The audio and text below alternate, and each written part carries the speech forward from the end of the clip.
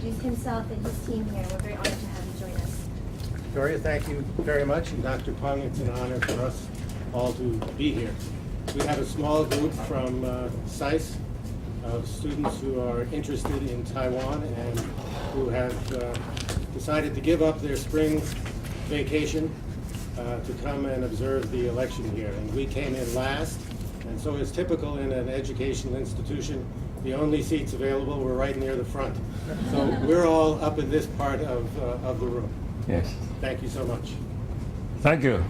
The most of Taiwan before the World War II, except to make three observations. One, the history of Taiwan is, in a sense, a long international dispute as to who has a right to own and govern this island. The dispute is still continuing today. Second, during this history, people and the land of Taiwan has been always the pawn of the big international power politics. Whoever won the war, Taiwan was given to the victorious power. And Taiwanese people were always forced to accept the outside power as a ruler. Third, during this history, Taiwanese people has never had right to say anything about their political fate. This is just simple three observations looking back to Taiwan's history.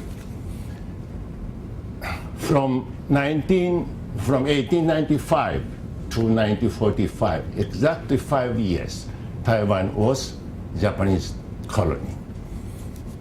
Japanese colonial policy was harsh but efficient. So during these 5 years, Japanese turned this very backward island into one of the most advanced area in Asia, industrially, educationally, or in the term of social development. And by the end of 19th century, in Taiwan, the rule of law prevailed. When World War II ended, the Supreme Commander of the Far Eastern Allied Power, General Douglas MacArthur, issued Order Number 1, directed National Chinese Army to land in Taiwan, to accept Japanese surrender in Taiwan. From international legal point of view, this Japanese National Chinese Army landing in Taiwan is a military occupation, which by definition should be temporary. But as soon as nationalist government landed in this island, it turned this supposed to be temporary military occupation into a permanent rule of Nationalist Party, and in fact annexed Taiwan as a part of China. To raise the legality or illegality of the nationalist rule on Taiwan after the war is to open a Pandora's box of law and politics. Nothing is more delightful and exquisite an intellectual exercise to debate the legality and or illegality of national rule of Taiwan. But we have to forego this pleasure. let's start by saying that democratization started about 15 years ago in Taiwan after long, hard struggles and tremendous sacrifices. When I say long and hard struggles and tremendous sacrifices, it includes 50 years harsh Japanese colonial rule. And also, after the Second World War, in 1947, the island-wide uprising of Taiwan in February 28, 1947, in which more than 20 Taiwanese leaders were massacred. That is, whole generation of leadership in Taiwan has disappeared, followed by nearly 4 decades of martial law, which is the longest martial law in modern history, during which thousands and thousands of dissidents were arrested, imprisoned, tortured, killed. Those lucky were able to escape abroad and went into exile. This was very painful memory of Taiwanese people. Now, within 15 years of democratization,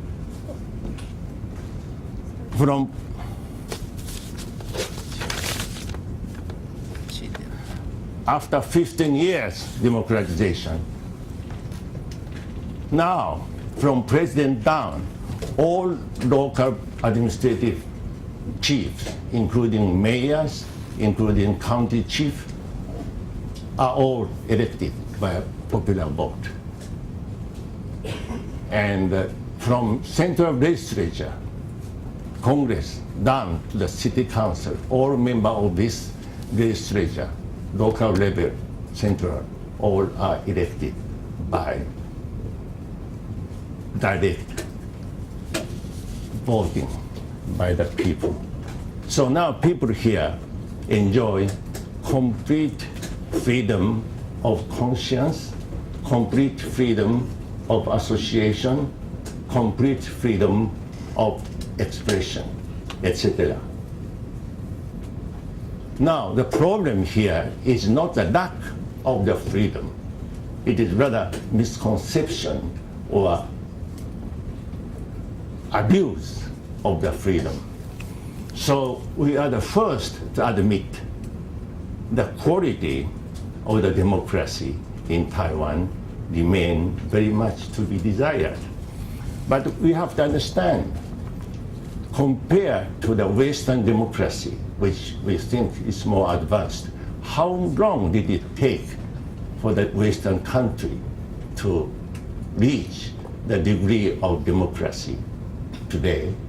At least 200 or 400 years. And we have only 15 years of experience of democracy. So we are still in the stage of even not in the kindergarten stage. So we totally admit our shortcoming, but shortcoming of our democracy. But on the other hand, I think the people of Taiwan deserve to be proud of the fact that this degree of democracy has been reached without single bloodshed and within such a short period of time. Now, let us talk about this thing called Cross-Strait, that means Taiwan Strait between China and the States, the Taiwan. As you know, the civil war broke out immediately after the war in China, and in 1949, KMT was thrown out from China and came to Taiwan in exile. Since then, Communist China, Beijing, continue to claim Taiwan should be a part of China, and openly said if it is necessary, they are going to use force to annex Taiwan. What is the basis of Chinese claim of Taiwan? They came out and said, we are your motherland and your fatherland.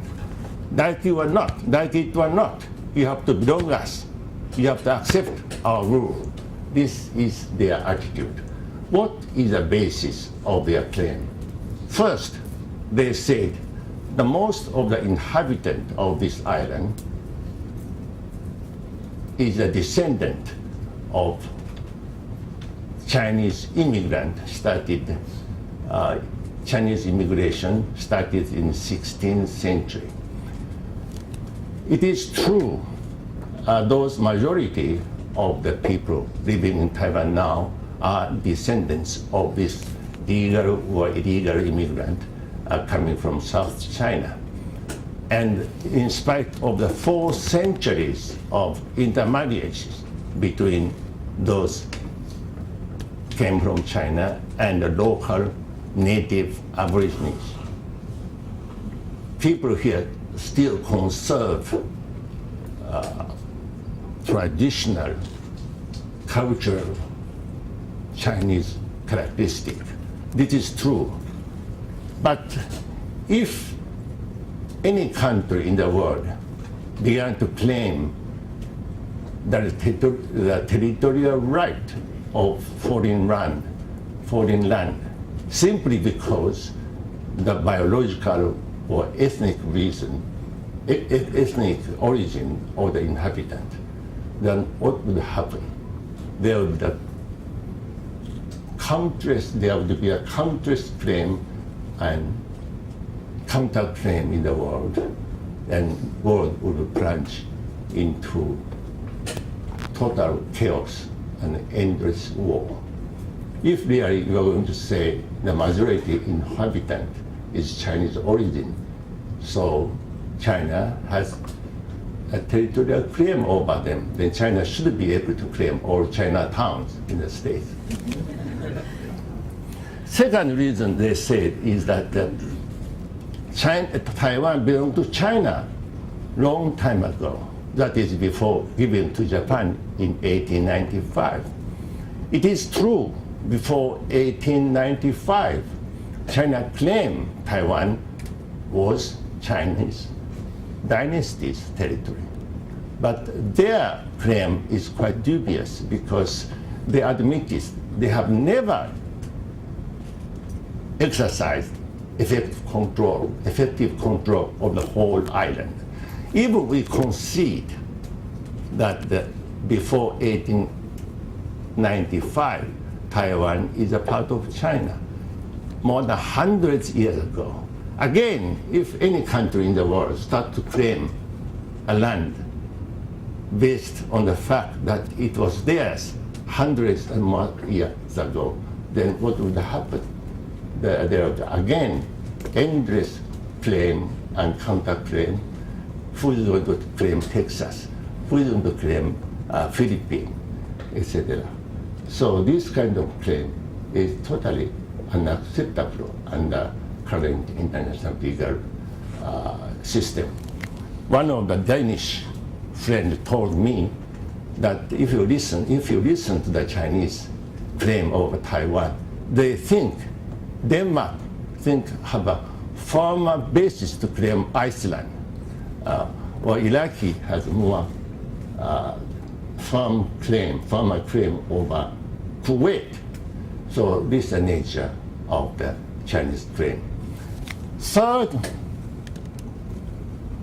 basis of the claim of China over Taiwan is that during the Second World War, in 1943, there was so-called Cairo Declaration.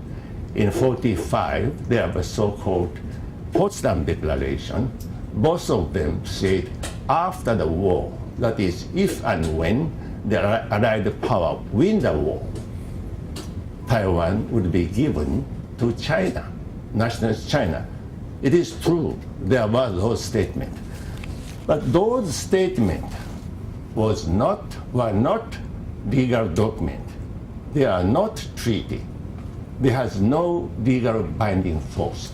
Those statements were merely the expression of the expectation during the war when the outcome of the war was still uncertain. And they just expressed this expectation. In order to have those statements be having legal binding force, they have to be incorporated in the legal document. This is the accepted international practice. But those are simply expectations based upon the assumption that Taiwanese people want to be a part of the China. But after the war, the situation has totally changed. Unforeseen during the war, the communist regime establishment in China, nationalist government retreated to Taiwan, and whole island uprising against nationalist rule and martial law. So whole total change of circumstances. So those documents, Cairo Declaration of 43, Potsdam Declaration of 45, this doesn't make anything. There's no legal document which incorporated those expectations as a legal binding document. About Taiwan's status, the only legal document is the peace treaty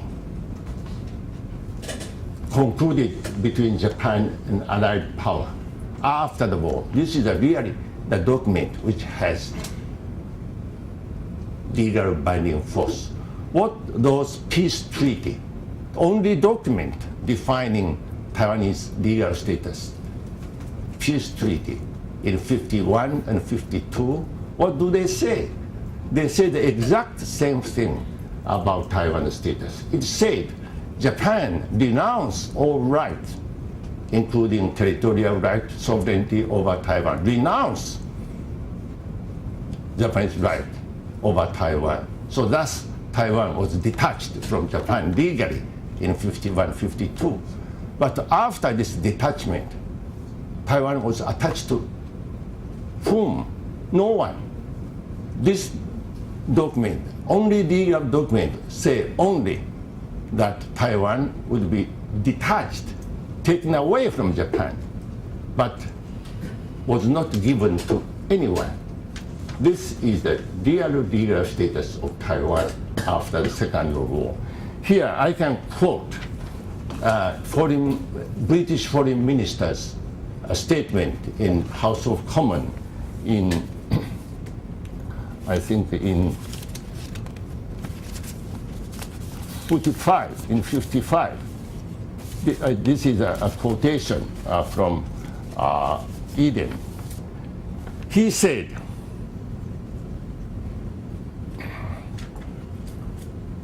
there's a quote, in September 1945, the administration of Formosa was taken over from the Japanese by Chinese forces at the direction of the Supreme Commander of the Allied power. But this was not a cession, nor did it itself involve any change of sovereignty.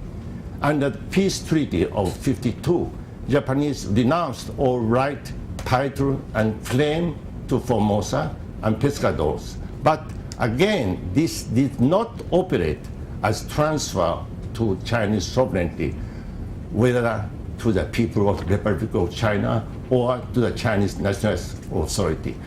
Formosa and Pescador are therefore territory de jure sovereignty over which is uncertain or undetermined.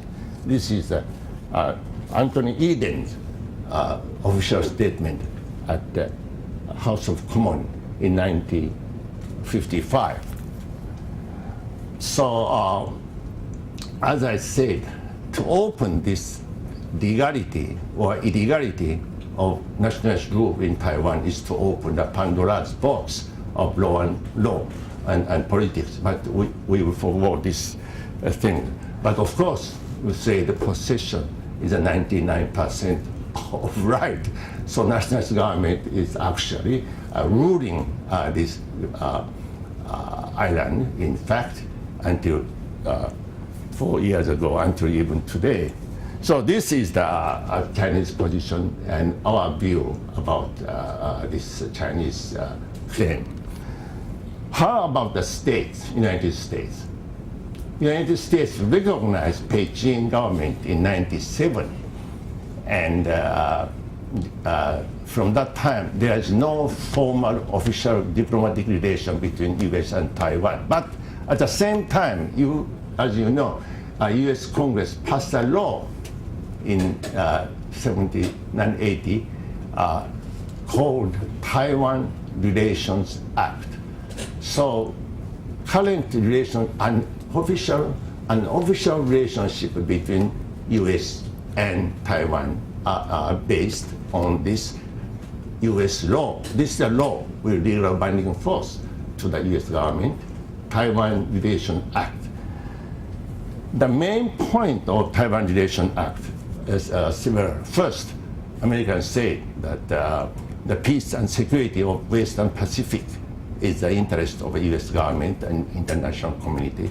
Second, Americans oppose any use of force in solving Taiwan issue.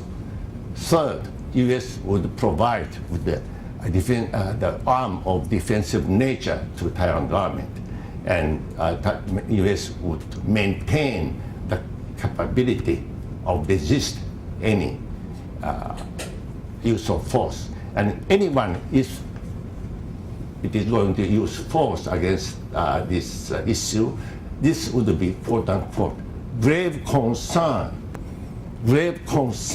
for the U.S. government. And finally, U.S. said the preservation and enhancement of human rights of the people of Taiwan would be the main objective, one of the main objectives to the of the American-U.S. policy, American-Taiwan policy. So you can see, U.S. and China are in collision course so far as Taiwan issue is concerned. On one hand, China continues to say that Taiwan should be ours, should belong to China, and we are going to use force if necessary to annex Taiwan. On the other hand, U.S. said it would oppose any use of force to provide Taiwan with arms, and U.S. will maintain the capability of resistance. So they are in collision course in their policy toward Taiwan. So this Chinese challenge to U.S. resolve of upholding peaceful solution of Taiwan issue culminated in 1966 when Taiwan held the first presidential election. This is a historical event. The first time in Taiwan's history, president was elected by popular direct vote in 1906. This is a culmination because just the last few weeks before voting, China fired missile against Taiwan, 20 miles, 30 miles at the high sea of Taiwan. This is the direct military challenge of China against U.S. position of upholding peaceful solution of Taiwan issue. So according to Taiwan Relations Act, this is obviously should be quote unquote grave concern of the U.S. Now the question is how U.S. to express its quote unquote grave concern. Of course, there are modalities of expressing concern. On one hand, it could be a simple, tame diplomatic representation and protest. This is one hand. On the other hand, there should be very strong military intervention. All range of options open to U.S. How are we going to express your quote-unquote grave concern? So the entire world held their breath to watch what the U.S. is going to do. Here's the episode. I was, you may know, I was one of the candidates of that first presidency election. 4 candidates, and I was the only one who openly advocate the future of Taiwan should be decided by the Taiwanese themselves without being dictated by China, and advocate drafting a new constitution which fit the reality of Taiwan. So I am the only one who say this kind of thing. So the interpretation of this firing missile here was that those missile was to intimidate me. That was the general interpretation. I was not intimidated. I was rather honored by Chinese firing missile to salute me. But my supporter were, I have received so many telephone calls, fax, email of my supporters saying that we totally agree with your platform, your statement, but we just couldn't face Chinese missile. And some tearfully said, we couldn't vote for you. We just afraid this Chinese threat. This was very effective. So that is the episode. So, World Watch, what American was going to do? Simple, tame representation or more strong action. In fact, the Chinese, U.S. action surprised the world, surprised the Chinese leadership. Americans sent in 2 aircraft carriers into Taiwan Strait. So this crisis immediately ceased. So that case was solved. And of course, is this a precedent? So in the future, if and when China again try to use force to challenge, is America going to react the same way, militarily, strongly? No one knows. Only American government can answer. I am afraid the American government cannot answer either about this. This is the American situation. So coming back to Taiwan itself, I would like to note that since the democratization, since the presidency of Taiwan was elected by popular direct vote, there are 2 persons elected as a president. The first one, 1996, is Mr. Lee Teng-hui, and the second one, in 2000, current president, Mr. Chen. Both are native born.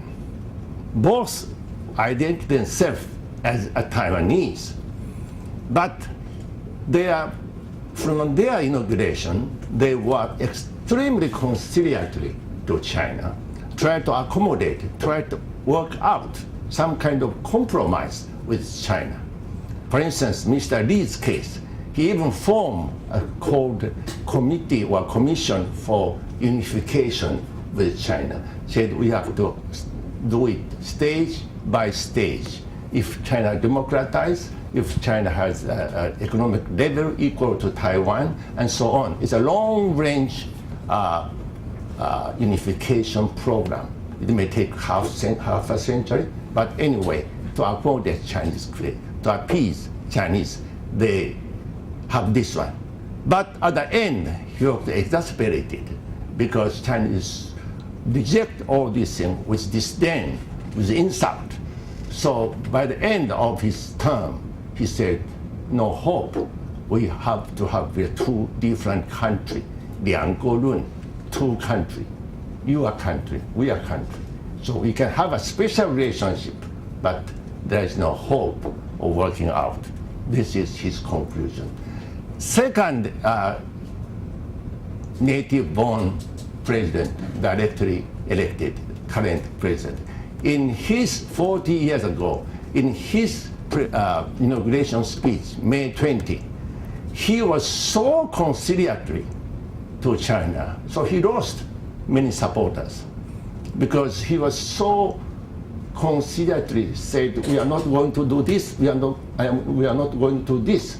So many supporters are so disappointed and openly criticized him. So we didn't elect you to surrender to China.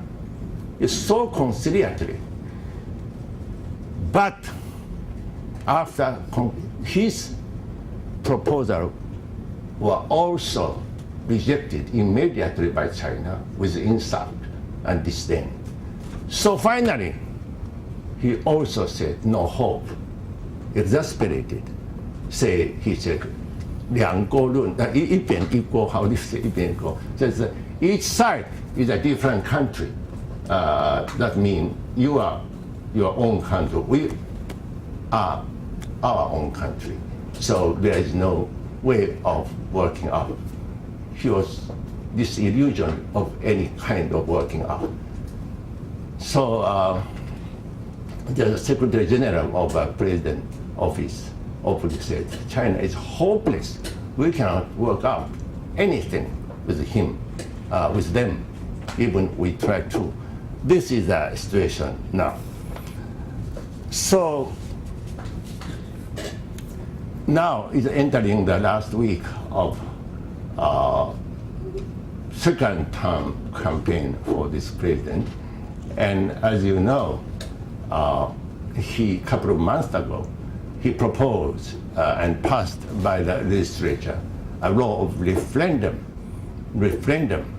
and to have a direct participation of the people in the basic national policy, and it is considered as the last step of a democratization. They think without the institution of referendum or plebiscite, the democracy wouldn't be complete. So he was criticized by many people that this is the election ploy just to attract the vote. First, in democratic country, any candidate during the election campaign to issue appealing slogan or appealing platform to get support, I don't think it is not anything wrong with that. For instance, Kerry in Democratic States, they say unemployment, economy. It's also, you just appeal something which people like, appeal to the people with the thing they like. So we have to understand this idea of referendum is not just suddenly an idea come up that this must be a good idea. We have to understand, as I mentioned in the beginning, in the past 400 years history, Taiwanese has been always a pawn of the power politics. They have never had a right to say anything about their political fate. When Taiwanese think back of this history, when they think back this experience, they get angrier, get more resentful. So during this struggle, this right of self-determination become kind of almost religious yearning, religious longing of the people. So we should have the right for self-determination.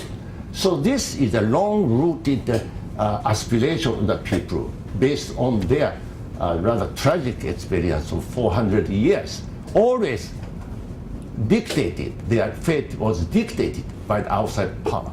So during this oppression, suppression, there's a widespread, almost religious yearning that why shouldn't we have this right for self-determination? To them, right of self-determination means not only the right to choose their form of their own government, but also to define their status in the international community. We should have the right to choose the form of our government. We should right to choose under what kind of government we like to live and what kind of status we should have in the international community. We should have the right to define by ourselves, not being dictated by the outside power. There is a deep-rooted this yearning, almost religious. How many people were killed because they tried to speak out for this right? So this referendum thing is not really the simple one-party's slogan, election slogan. It is really have a deep root in the people's aspiration. When this party in power, only 70 years old or so, when it was established, one of the basic platform was to have the right of self-determination. Taiwan's future should be decided by Taiwanese themselves. So this is an expression of this deep popular aspiration. So when this proposal of referendum was made in legislature, the opposition, now opposition is KMT and People's Party also, in the beginning, they really rejected again with contempt. So this is nonsense. But within a couple of weeks, they found this kind of slogan or platform was so appealing, they changed 180 degrees and started supporting at least the idea of referendum. So because they know this is so tremendous support, this idea. So to simply dismiss this as the election ploy or simple election slogan is not understanding well the deep-rooted resentment of the people in the past history. They are treated as people. This is the current issue of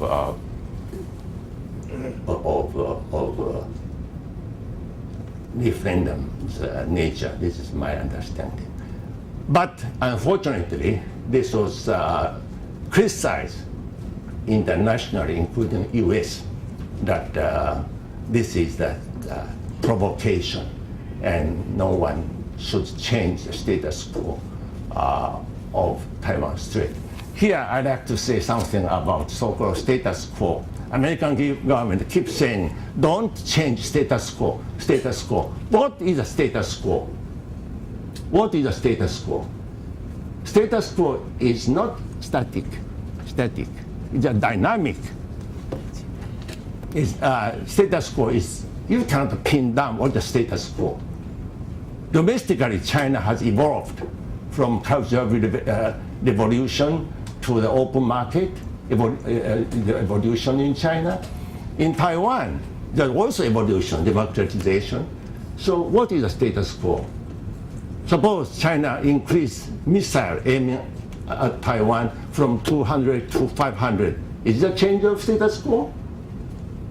If Taiwan change the constitution, if you change our law, domestic law, is the change of status quo? So this is a matter. So what is the status quo? If status quo means there is no war between two countries, China and Taiwan, that is all right. Everybody agree in favor of it. But if status quo means Taiwanese must accept this Chinese threat, 400, 500, and increasing every year, 75, it will reach Southern missile, all aim targeted to Taiwan, and government keeps saying, we are going to use force if you are going to accept our term. This, we have to keep living under this kind of threat, and we should accept this as a permanent, natural, normal state of affair. I don't think it is fair to Taiwanese. It is acceptable to Taiwanese that we should live under this kind of threat, increasing threat, open threat. You know, in traditional legal point of view, this kind of threat is already a casus belli. This is really a kind of ultimatum. Government said, if you don't accept our term, you're going to use force. The one who threat has a right to open hostility against this kind of country. But we are living under this kind of condition and say this is a status quo, you must accept. This is a normal, permanent state of affair. This is not acceptable. So what we are talking about, American status quo. They are increasing number, openly say we are going to increase number, and this is not a change of status quo. And Taiwanese plebiscite say that if China does not renounce their use of force, if they increase their threat to China, we have to increase our defense capability. Is a change of status quo? And then also one of the another theme of the plebiscite is that we have to establish the talking channel of talk with China, permanent talk. Is this a change of status quo? In order to establish a peaceful negotiation, is a change of status quo? So this is the thing world don't understand. Just dismiss this as a simple election ploy slogan. That is not true. This express, of course, some people want to be more stronger term, but I must frankly admit, under American pressure, the wording was changing. I propose stronger one, but to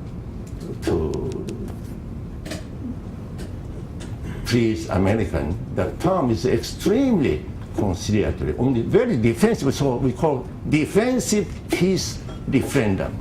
Defensive, if you do not denounce the force, keep continuing, keep increasing your missile, then we have to strengthen our defense ability. This is one thing. Second, establish a peace channel to talk. This is why people say this is the attempt to change the status quo. Second, even strengthening is provocation. We are tired of being urged not to provoke China. Don't provoke China. What is a provocation? Is there any more provocative thing than to deploy 500 missiles against you and openly say this is targeted to you? We are going to increase this, and if you do not accept our term, we are going to fire this missile. This is provocative or not? So I am saying that someone put a loaded gun on your head and said, if you don't listen to me, I'm going to fire you. Fire. And you said no. But the one who said no is being accused that you are provocative. You are provocative. This is the situation. The fact is, anything China doesn't like, they say it is provocative. In the past, the general congressional legislative election of the member of the legislature, they say this is provocative. When Taiwan's president was elected, or this law was passed that Taiwan is going to have a direct popular election of Taiwan, China said this is provocative. when Taiwan, because of the Chinese threat, tried to purchase arms from abroad, from the States, defensive nature, arm of defensive nature, China said this is provocative. When Taiwan said we are going to change the constitution, which is so strange document, totally outdated one, and they said this is provocative. When we passed the law of referendum, they said this is provocative. So, in fact, anything short of Taiwanese unconditional surrender to China is provocative to China. So now we are being accused by the states, accused by some European country officially said, don't do this, don't do this, this is provocative. Do they ever mention, ever thought of, we are living under what kind of threatening situation? 500 missiles all targeted to you, and openly one government said we are going to use force. This is the situation. So if you say we are provocative, you are giving the new meaning of the English word, provocation. So this is, we cover the thing I have to say.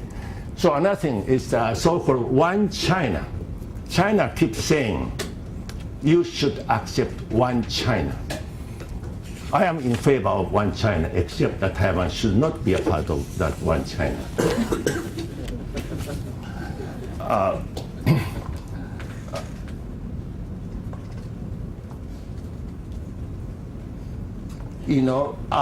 To show how conciliatory current president was, in his inauguration speech, May 20th, 2000, he said, even this, China is saying there's only one China in the world, and Taiwan should be the part of this one China. So this is the one thing, one of the standing block of the negotiation of the two sides. So this is a really key issue. Do you accept one China? And Taiwan should be the one part of one China. So in his May 20th inauguration speech, 2000, Chen Shui-bian even said, we can put this one China policy as an agenda of our discussion. If you insist, let's talk about this. Then he made such a concession. So this is very crucial to the survival of Taiwan as a nation. But he said, you can put this as an agenda of our future eventual negotiation. But China said, no. Before we talk, you must accept first one China principle. So this is a precondition of a negotiation. So this is, again, we think if you accept this beforehand, before negotiation, nothing left to talk about for us with a part of China. What they're going to talk about. So this is the, again, anything involved this so-called three link between Taiwan and China, the direct flight, direct transport, maritime transport, everything involved this. This is not a semantic, If they said, oh, we should have a direct flight from Taipei to Shanghai. So it's save time, save cost. All right, but what is this flight, nature of this flight? Is it international flight or domestic flight? This is not a semantic. If it's an international flight, this law applies about international aviation, Warsaw Convention, I guess, about damage or decompensation, this kind of thing, if something happens. But if a domestic flight, what law apply? Chinese law or Taiwan law? This involves this kind of very serious technical problem. Also, if it is an international flight, foreign airline can demand, I also have the right to fly this between Shanghai and Taipei because it's an international flight, we should be participating in this flight. But if is a domestic flight. It is the, if you have a right, to exclude the foreign flight. So all sort of complications is involved this kind of one China policy. This is one country or two country. And in the past, two presidents of Taiwan tried to work out some kind of compromise, but China was very rigid in this respect. You must accept first that you are part of China, under one China.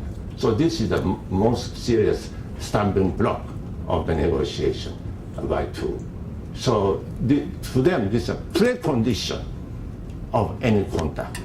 On our side, that if we accept this precondition, nothing left for us to negotiate. This is a thing.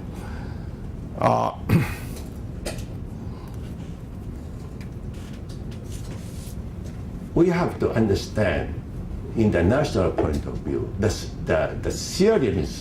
seriousness of the peace, to keep the serious importance, crucial importance of keeping peace and security of this sea around Taiwan. You know, Taiwan is at the hub of the East Asia. Taiwan astride at the vital sea lane linking northeast China, northeast sea, Asian, northeast and southeast sea. In 90s, over 90% of Japanese oil tanks pass this sea. Even now, I think over 60% of world trade tonnage pass this sea.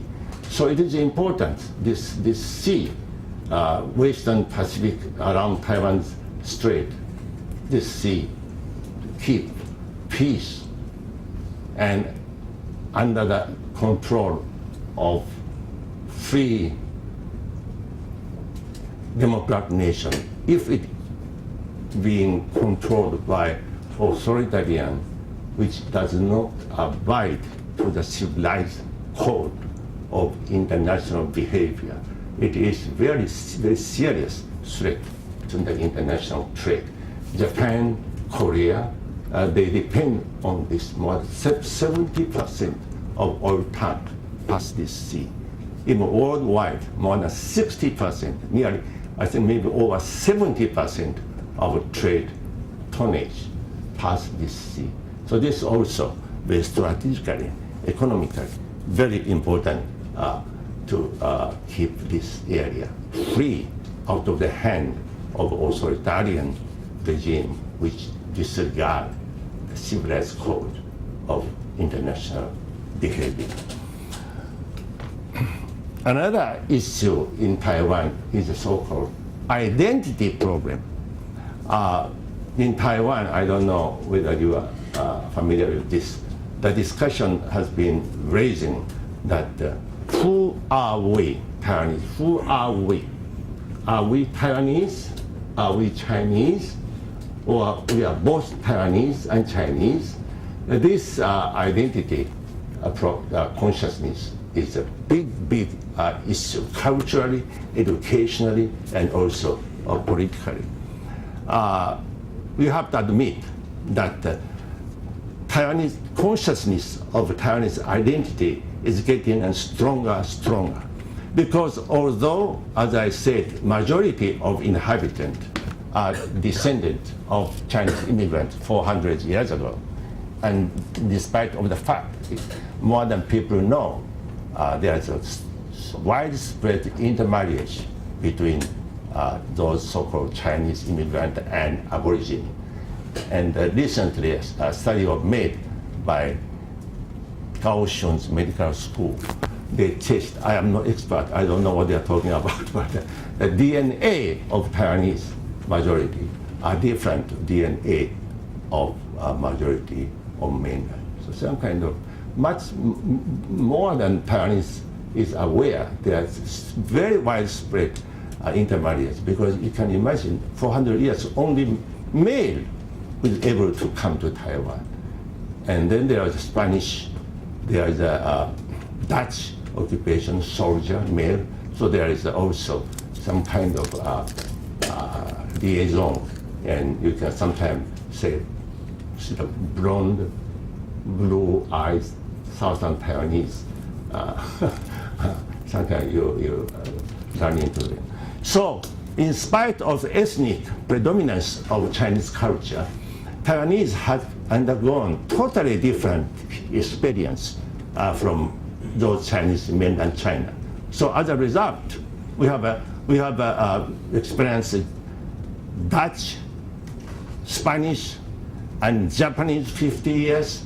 So we have a total different historical experiences. So as a result, Taiwanese have developed their own identity, which is different. This is not purely ethnic thing, cultural thing, value system, way of thinking, their psychology. So different, I think it's different. So this we call Taiwanese identity. You know, this identity word, we say in English, but I know Japanese has a problem finding translation. In Japanese, they don't have identity, this problem. So they don't know how to translate this identity in Japanese. It's a unique problem. So now question asked by poll show that those who think they are Taiwanese, this number is increasing now very rapidly. When you ask who are you, you are Taiwanese or Chinese or both Taiwanese or Chinese. Now the majority think they are Taiwanese, and still a considerable number say they are Chinese and Taiwanese as well as Chinese, and very few percentage is said I am Chinese. So this is one of the indication of this self-consciousness, self-identity consciousness. This is also produce political, culture, everything in social, every aspect of Taiwanese life. This is one of the very important, controversial factor. I think percentage of those who think they are quote-unquote Taiwanese is over 60% or something. And those who think they are both Chinese and Taiwanese is 30% or something. And only 3-5% think they are Chinese. But you know, in English, you say Chinese, there's so many meaning. It's a Chinese language, Chinese ethnicity, or Chinese nationality. Always the same. But in Chinese, it says 中国人. It means those who have a Chinese nationality. So it's very confusing, Chinese. But as you know, there is no such race called Chinese. There is no such thing as Chinese race. So this is very confusing issue. But we are saying we are Taiwanese because we identify this land as our motherland, because our fate, destiny is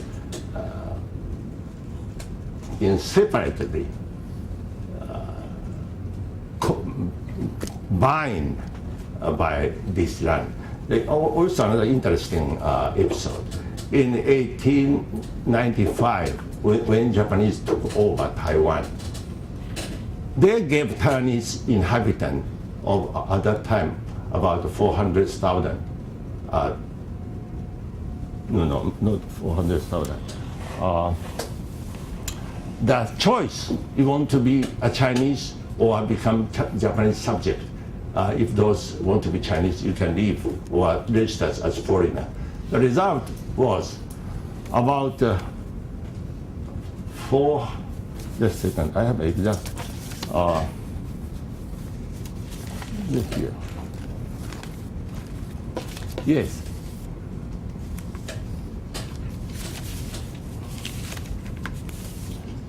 At that time, the Taiwanese population in 1895 95 was about 180,000. Those who choose to be a Chinese is 4,500. So that was 0.0025%. So 99.9% over choose to be the inhabitant of this land. We interpreted this that they identify themselves with this land and they bind their destiny with this land. And the majority of Taiwanese are descendants of those people who made that choice in 1895. So I think I cover the one to make you understand what the issue is. International issue, referendum, provocation, status quo, and self-identity, and the strategic importance of the South China Sea's peace and security. So of course, another issue is, as you know, Taiwan is excluded because of Chinese opposition from any membership of any international organization, UN, WHO, WTO. This is again the source of strong resentment and by Taiwanese, because we have 23 million people. And of course, compared to China, this is a small country. But if you put this number in the near 200 member state of UN, we rank more than in terms of population. We have more population than three-fourths of the membership of UN. And our level of social development, educational, economic, all sorts of degree of democracy, I think some computer thing used, so we are told we are much more qualified than 4/5. Unfortunately, world is intimidated by China because they are just thinking of supposed to be huge market, trade, and so on. So this is extremely unfair, even for not Taiwanese, if you think about this statistic. And for instance, in computer field, we rank fourth in terms of production and so on in every field. So this is again another source of the Taiwanese resentment. And in fact, you can see UN, when UN was established, there is a principle of universality clearly stated in Article 2 or somewhere, that one of the purposes of establishing UN is to have a voice of everyone, every country in the world, every corner in the world be heard in UN. This is not only the spirit of the UN, but also letters of the UN Charter, universality. And this exclusion of 23 million with the society of such degree of development, this is not only the flagrant violation of UN spirit, also the letter of UN Charter. This we keep saying, but still there's absolutely no hope at this time getting into any international organization. This is the way Taiwanese, I'm sorry.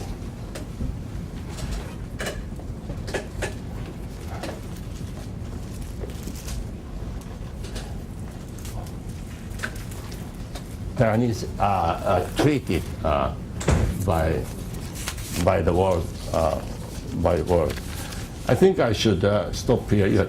I talk about 1 hour, and from the beginning I have to leave more time for our discussion or exchange of view. We have 2 hours more to go, so we can go ahead. May we go ahead and into Q&A, and maybe we have some 30 minutes later, we have a break or so. Is all right? Yeah. Hi. Yes. Now is a good time for question and answering sessions. So if you can raise your hand. I know we're 2 different groups here. Just state your name and state your questions. Try to keep your questions short and limit the questions only and not your opinions. Could you ask make one ground rule?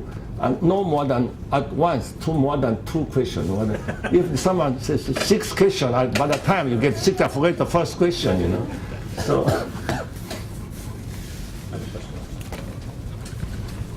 Dr. Peng, thank you for talking to us today. My name is Chang Chu, and I'm a SciSce student. I'm Taiwanese American. I grew up in Houston, Texas. My question is about constitutional reform. How far do you see future constitutional reform going? Will it be limited just to political change, or will it go into more symbolic changes, as in the name of the Taiwan state? And what is the reaction of the international community do you see to this type of constitutional reform? When we talk about constitutional amendment or new constitution, I think the world at large doesn't know really what is the reality. The current constitution was drafted and promulgated in 1947 in China when civil war was raging. And at that time, although they say represent National Assembly, supposed to represent 35 or so provinces of China, no election was held. I don't know how they get those so-called representatives in Nanjing at the time, the capital. So they work out a kind of a document called the Republic of Chinese Constitution. According to that constitution, of course, China has 35 provinces, including Mongolia, including Tibet, and so on. When Communist Revolution succeeded, that means those constitutions were rejected by Chinese people in China mainland. So they got a new constitution under communist regime. And this nationalist government brought that 47 constitution, which are supposed to apply to the whole of China, come to Taiwan and said, this is our constitution. So according to this constitution, this government governed Tibet, governed Mongolia, government 35 provinces. Now China doesn't have even 35, I don't know how many provinces they changed, but still keeping this a sacred document. You can touch it, you know, according to KMT. So this is a constitution we are having. This is a laughing stock of our Taiwanese. It's as if you are, my grandmother make a clothes for me, and it doesn't really fit me. It's in the style, in color, in everything, in size, but to force you to wear this clothes my mother made, same thing. So we said this is a ridiculous, this document. So why don't write a constitution which fits the political social reality of Taiwan today? That means this government only govern, control Taiwan and island around. So we should write a basic law of the nation which really represent the reality. This is the idea of so-called amendment. You call it amendment or creation, it doesn't matter. So that was my top priority when I ran. If I was elected, we have to immediately form a constitutional commission or committee, start drafting. So this is the issue.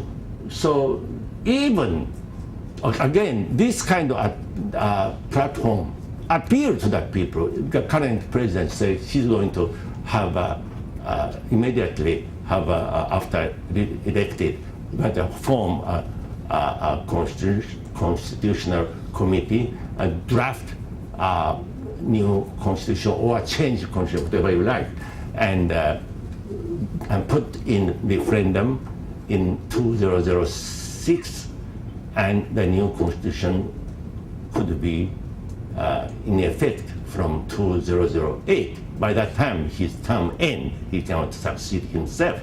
So this is his proposal. It's so appealing.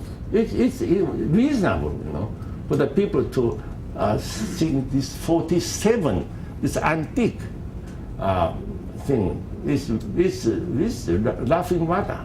According to this, is Tibet, Mongolia still under this government jurisdiction.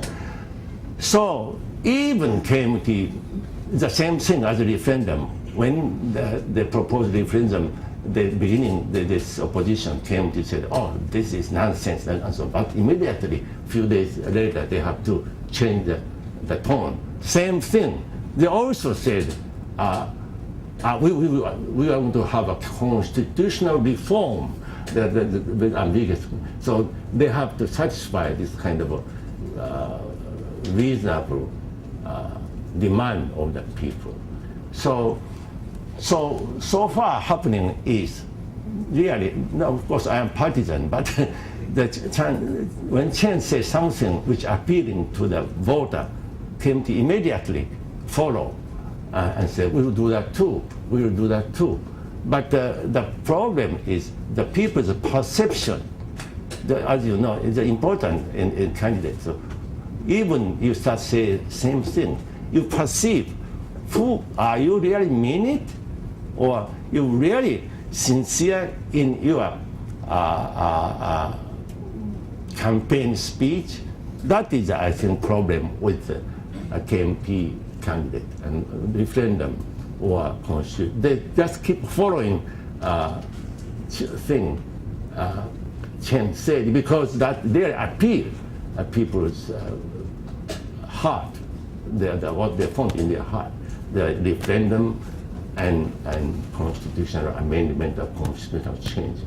And no one in right mind really can say that this constitution is good for Taiwan.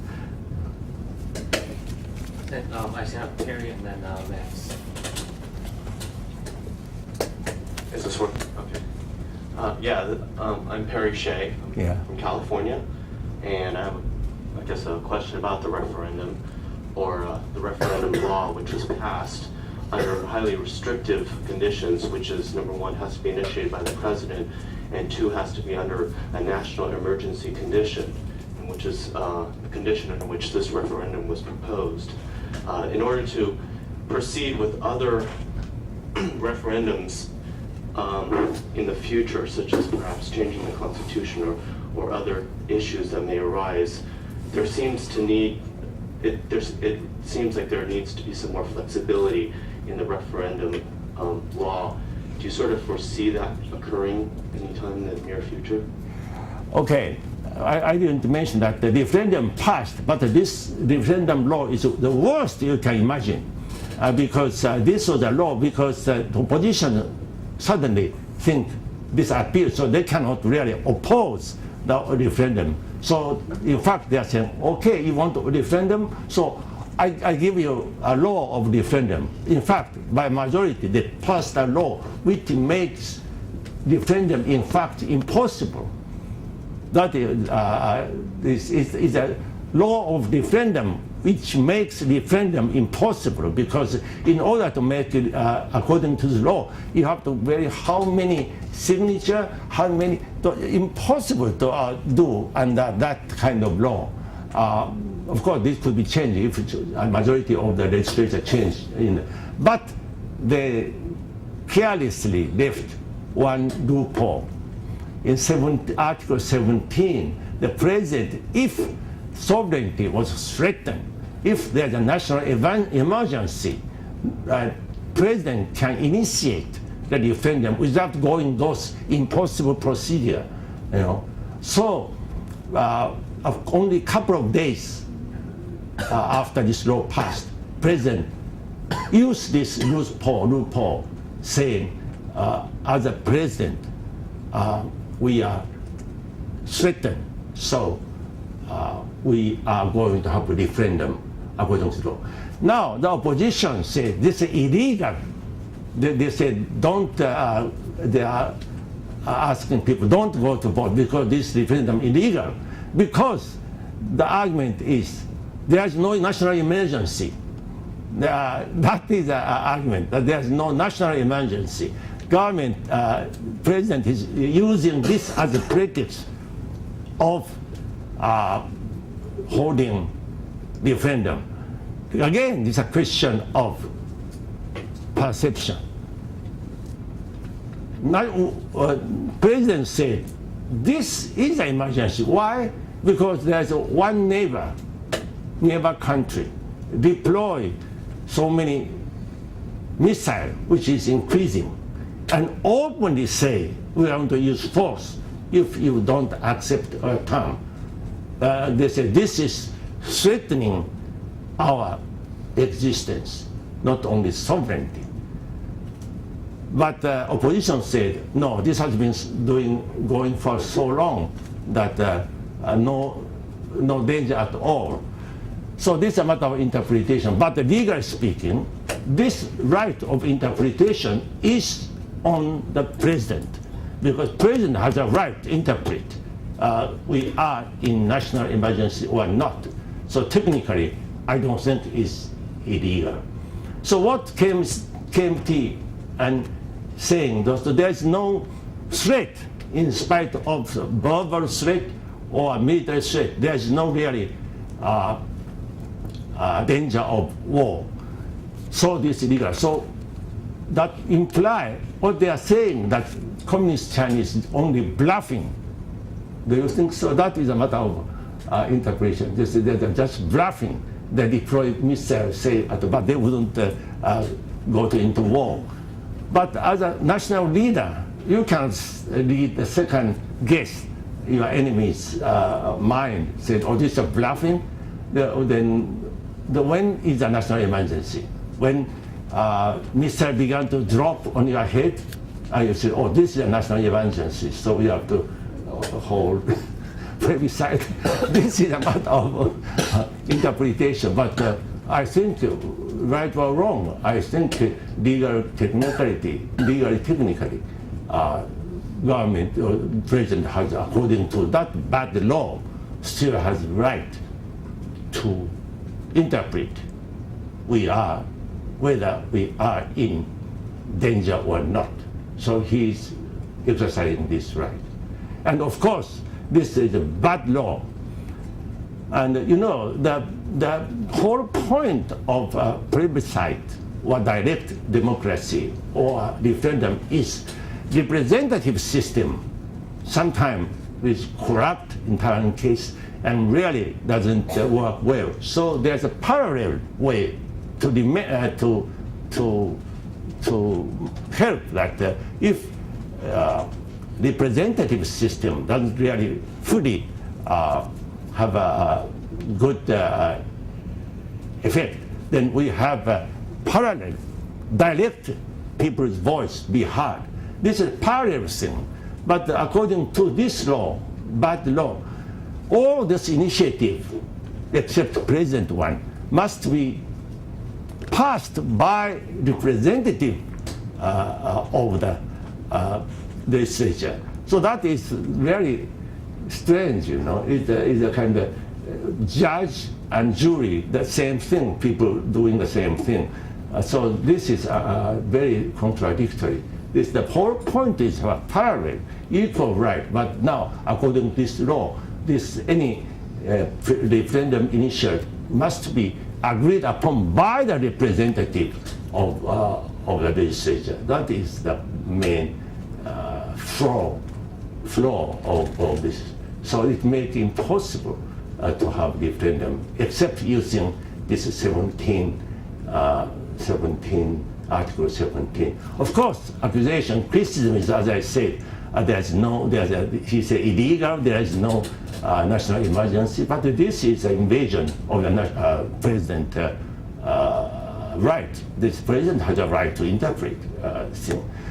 Second thing is, they say that why did you put the same date in the same date? President election and referendum date are the same. Again, they said, oh, you are using this to attract your vote. But again, this is nothing wrong. In a democratic society, candidates use all legal means, slogan or platform or date to get more people to come out to vote. Because in Taiwan's case, president election is simply everybody know, but the referendum, many people still try to understand what is referendum is. So if you separate referendum from the president election, these people who come out to vote would be less. So there's nothing wrong to use the same date to use this opportunity to have people to more people to vote. I don't think it's any shameful ploy. I don't think so. And so that is the argument. Okay, I think we have Max, Charles, so I can get your name. Kevin, and then Sybil, Cynthia, and then Fred. So just remember your order. Here we go. My name is Max Tide from St. Louis, Missouri. You've actually answered much of my question through answering Perry's question. I guess the only thing I really want to add on to that is to ask you, in any type of situation like this with a pressing government so close by to Taiwan, when it comes down to it, how do you feel the strength of Taiwan's people and their resolve when faced with this type of referendum? Again, there are debate, sponsored by the government, a debate of pro and con of this referendum. Those opposed said this doesn't solve any problem.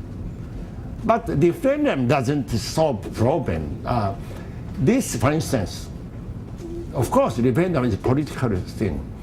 And the opposition said that even people vote for government initiative, like if they continue to threat us, we build up more defense capability. This doesn't solve problem. Of course, it doesn't solve problem, but it will show the consensus of the people, strengthen government policy. No one can expect that the referendum of solve all this all complex issues between China and Taiwan. But suppose, because as you know, there is some opposition, for instance, in legislature to increase the budget of defense, to purchase some very expensive high-tech arm from U.S. defensive thing, some opposition. So if people said, we like to strengthen our defense, so government has a stronger position to do that. This is one thing. So no one expect referendum to solve any technical negotiation. Our government has the power to do that. Second, U.S. keeps saying you have to talk to China. And again, it was not successful. But now we say that we are willing to establish normal channel of negotiation, even station representative in Beijing representative in Taiwan. This is our proposal. The opposition said, oh, this nonsense, China wouldn't accept it. Of course, they may not accept it, but this will show that we are willing to talk on the equal basis, and to show the world that with the right mind, Taiwan has no ability, no intention to threat anyone. And we just try to defend our existence. So American or other countries keep saying, oh, talk. Say, yes, we have to talk. But we don't like to do unconditional surrender. So they talk, but on equal basis. And as an equal people talk. So if this expressed in referendum, that also strengthen government position domestically, internationally. Say that we are willing to establish a channel, permanent channel, normal channel to exchange. And if China say no, that's not our fault. This also, this kind of effect. So, frankly, I think politically this is good for Taiwan because world forget those missile, 500 increasing, and Chinese threat, as if this is a normal state. This is the permanent state. Just even Taiwanese forget this, that we are living under what kind of condition. So for the government, politically speaking, to attract the attention of the world that Taiwan is living under such state, and remind the people here that we are living under this kind of thing. This is important. So no one, of course, again, yesterday I listened to debate. Some opposition said, even you establish a channel, first, China wouldn't accept. Second, even you talk, there's no way of solving problem. I agree, but we show our goodwill, our willingness to talk. That is good thing, internationally and domestically. Charles? Hi, I'm Charles Chung from NYU. I was wondering what exactly the referendum has for the people to vote for. I mean, we've been talking about the referendum, but we haven't really gone into detail about what it will do for the country. And also, what effect of the name of our government do you think it has to do with Chinese and Taiwanese relations, like the Republic of China? Just a second. The first thing is the theme is they're clearly already published. Theme, the two themes for people to vote. One is that if China does not renounce the use of force, especially if they don't withdraw, move out those missiles, we have to purchase some kind of high-tech, I cannot, defense things, strengthen our defense capability. This is thing. You know, according to experts, when China fire, if China fire missile, it takes 7 minutes to reach Taiwan. 7 minutes to reach Taiwan. So this high-tech defense system have to be, as soon as they fire, you have to be within 5 minutes. You have to counter this. This kind of extremely expensive installment, and they said they need 2 sets of this kind of thing. This is quite beyond my knowledge. So this kind of budget is blocked in the legislature by the opposition because they are pro-China. They don't like to. They like to be united with China. So if people vote for this, government the position will strengthen that people agree that we spend money to spend money to strengthen our defense power. Now, I couldn't quite catch your second question, I'm sorry. What is the second question? With our government's name, the Republic of China, what effect do you think it has with China's claim to Taiwan and like the world's view on how Chinese and Taiwanese are part of the same thing? You know, in Taiwan, there's one consensus, even between party in power, DPP, and parties in opposition, KMT and People's First Party. This Taiwan is in fact sovereign, independent nation. There is a consensus. Even opposition leader said we are sovereign, de facto sovereign, independent existence. No one can deny that because we elect presidents. If we are not independent nation, why you elect president? We have an independent judiciary, we have an independent legislature, we have independent administration. So this is a consensus. Only they said this is a Republic of China. And some people said that is nonsense. This is Taiwan, not China. And so this is not the top priority now to argue this. But you said referendum, I don't think have an effect on our relationship with China, because China doesn't change. They said, oh, you have to accept one China policy, you're part of China, and so on. So I don't think really it affects. Of course, they get angry, unhappy. That's all. How could this is for China cannot understand those Chinese, the Taiwanese, I call this aspiration for the self-determination, almost religious thing, that because of bitter experience in the past. So they think government always tell people so what to do, what not to do. This government cannot do that.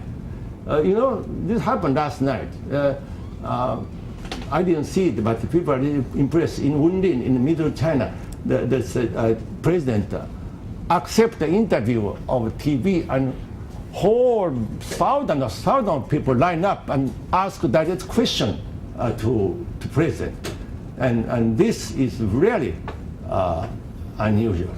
So this kind of thing, Taiwan democratic, so even government try to control, you cannot control it. China think if government said, oh, let's unite with China, people would follow. No, not so easy. If you remember 228, this year, last February 28th, 2 million people come out and line up, holding hand from the north end to south end. This is, in the beginning, this was planned. We really think we doubt it's possible, but it's done. And this is an extraordinary, very moving manifestation of solidarity, expression of solidarity. That slogan is, let's protect Taiwan, let's protect Taiwan, no ideology. So people are so enthusiastic. There is so many moving story, and the people, my friend, the holding hand, the right side was a 5 years girl, left side was 85 years lady. They hold his hand, and some handicapped with wheelchair, and my friend's father, over 90 years old, and he was told, you don't do that because you're too weak. Said, oh, I'm glad, if I die there, I'm going to do that. So this kind of very moving story, and this is the expression of the Taiwanese feeling. But March 23rd, 2 days ago, you said that came demobilized. Also, they said 2 million, but that is not true. But even 2 million, they pay $500 if you come. And some of our supporters say, oh, why not get $500? I'll go get $500. So this kind of thing. So different. It's really, you can see the difference. You see in Kaohsiung's this rally. You see the rally in Kaohsiung 2 days ago. That is a real, people come up voluntarily. The difference. So the quick answer is, I don't think any they can solve the problem, but only show the Chinese will. The irony is, China keeps saying we are put hope in Taiwanese people. So okay, you are looking for Taiwanese people, so we let them hear what Taiwanese think. But the irony is, they said we respect Taiwanese people, we love Taiwanese people, we understand Taiwanese hope, aspiration. But then you come to democracy, you come to self-determination, you come to referendum, they are furious, they oppose it. So I don't think this referendum will solve anything with regard to China. But it's with regard to Taiwanese solidarity, and to make the world understand what Taiwanese feel. But if it succeeds, it may fail, I don't know. But this is the attempt to do so.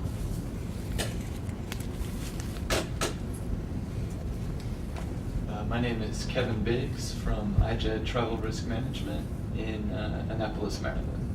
And my question is, if Chen Shui-bian is reelected, and if the referendum were to not pass, what effect would that have on Chen Shui-bian's future plans for constitutional reform and on his leadership? Yes, it's a good question. We are debating this too. You know, in order for Chen Shui-bian to be elected, we think it needs 6 million, over 6 million and a half, 6.5 million. This is, and in order to referendum to be not passed to be effective, you need over 8 million, over 8 million. So there is possibility that Chen Shui-bian is, one scenario is Chen Shui-bian is elected, but the referendum itself failed. Didn't get it. That look bad. But the important thing is Chen is elected, and even referendum is failed. I don't think it's the end of the world, and because do you remember in November there was the election of the member of the Congress legislature.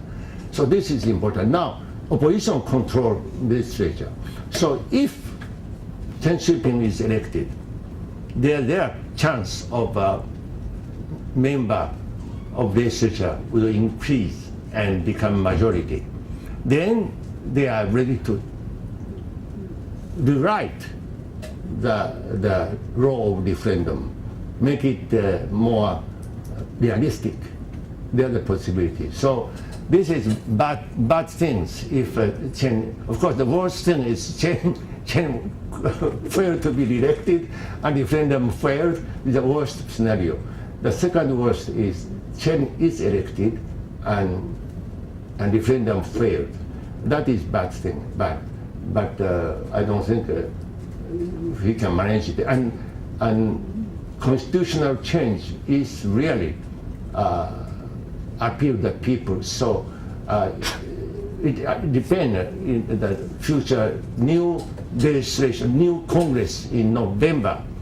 If nationalists, if Chen's party get majority, they will change. They will change. They amend or change the referendum, referendum law, which is quite unreasonable. This is a possibility. So of course, this is my feeling. So it is bad thing, as you say, what happened, you described, but I don't think still will survive. I must say, again, I am partisan, but if Chen is re-elected, Taiwanese political situation will stabilize. This, they are set the future course. No one, they say, this is the course Taiwan is going to follow. The self-determination and the self-identity, although they are still opposition, but this course is set. But I am afraid if Lien Song KMT was elected, I think Taiwan would be politically quite unstable, because first there are fierce infighting between two parties. This even now, inside them, there are big fighting going on. And with nearly half of the Taiwanese with such a strong Taiwanese self-identity thing, so they cannot carry out their plan if they have any. Very difficult. So there will be more unstable, more agitation of the people, Taiwanese. Of course, now our perception, the general perception is opposition Lien and Song KMT as much more pro-China. In spite of what they are saying, they are eventually want to be, quote unquote, united with China somehow. That's their basic ideology. So I think it is very hard for them to carry out, because Taiwan, after all, become democratic. They cannot ignore. Their behavior in the recent months is show that their position, once their public opinion show, they immediately change. They have no set really principle. They are unprincipled, totally to appease the people. So everybody know. Lin Chen, he went to New York, said, I am proud of I am a really pure Chinese. This was a quote by Taiwanese paper, and people are disgusted. He said, what is a pure Chinese? And he's proud of that, this kind of thing. But now he changed, so I am a Taiwanese, and kissing the land and so on. This is too much. Hi, I'm Sybil Chen from SICE, and I'm specializing in American foreign policy and have special interests in American foreign policy in Asia. My question is, well, you talked a little bit about identity politics in Taiwan and the rising Taiwanese consciousness. Maybe one could say that Chen Shui-bian has done quite a bit to promote Taiwanese identity in the past few years with the Hakka Affairs Council and promoting the Taiwanese language and with Yuan Zuning rights and so forth. If he is elected, what do you think Chen Shui-bian what are his plans in promoting, in his continuation to promote Taiwanese identity? And if on the other hand he doesn't win and Lin Zhen wins, what are Lin's plans for Taiwanese identity? I think Taiwanese identity, as I said, is the basic social issue now, involving education, political economy, everything. And I think if Chen Shui-bian is elected, he will push even more, try to push. Even now, it is not very successful. The most backward aspect is education in Taiwan. Still textbook, when it is history, they are teaching Chinese history. They memorize Chinese emperor's name. They know everything about Chinese history, know everything about Chinese geography, but they don't know anything about Taiwan. So this is still going on because this old fundamentalist, we call it, but it's very deeply entrenched in society, Taiwan society, politically and economically and institutionally. They are very deeply, 50 years dictatorship. They are deeply entrenched. So those bureaucracy, president change, but bureaucracy remain the same ideologically, very deeply entrenched. So hard to reform. It's extremely hard to reform. That when Chen Shui-bian was elected, people were so excited, so everything will change overnight, but didn't, because impossible. This is not a revolution.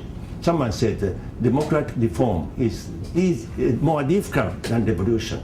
Revolution is, in terms of change, is easier. French Revolution, Soviet Revolution, Chinese Revolution, you just kill all these ancient regime people, just kill them and rewrite everything, the law and constitution, law, everything right from the scratch, easier. But democratic reform, you have to accept the existing structure, legal structure, and try to change. That means the structure established by KMT for 50 years. Everything must be by law, which was written by KMT. So how do you reform? You have to do everything by law. So it's hard, and especially when they control the majority of the Congress, every law was rejected. So Chen was extremely frustrated, no question about that. And the bureaucrat as a civil servant, they have a guarantee. You cannot just simply fire them. Their whole life guarantee there. So your question is, I think if and when Chen was elected, he certainly will try to push so-called self-identity campaign or movement or policy in every aspect. How rapidly, how quickly it will succeed, I cannot tell, but at least the effort would be made.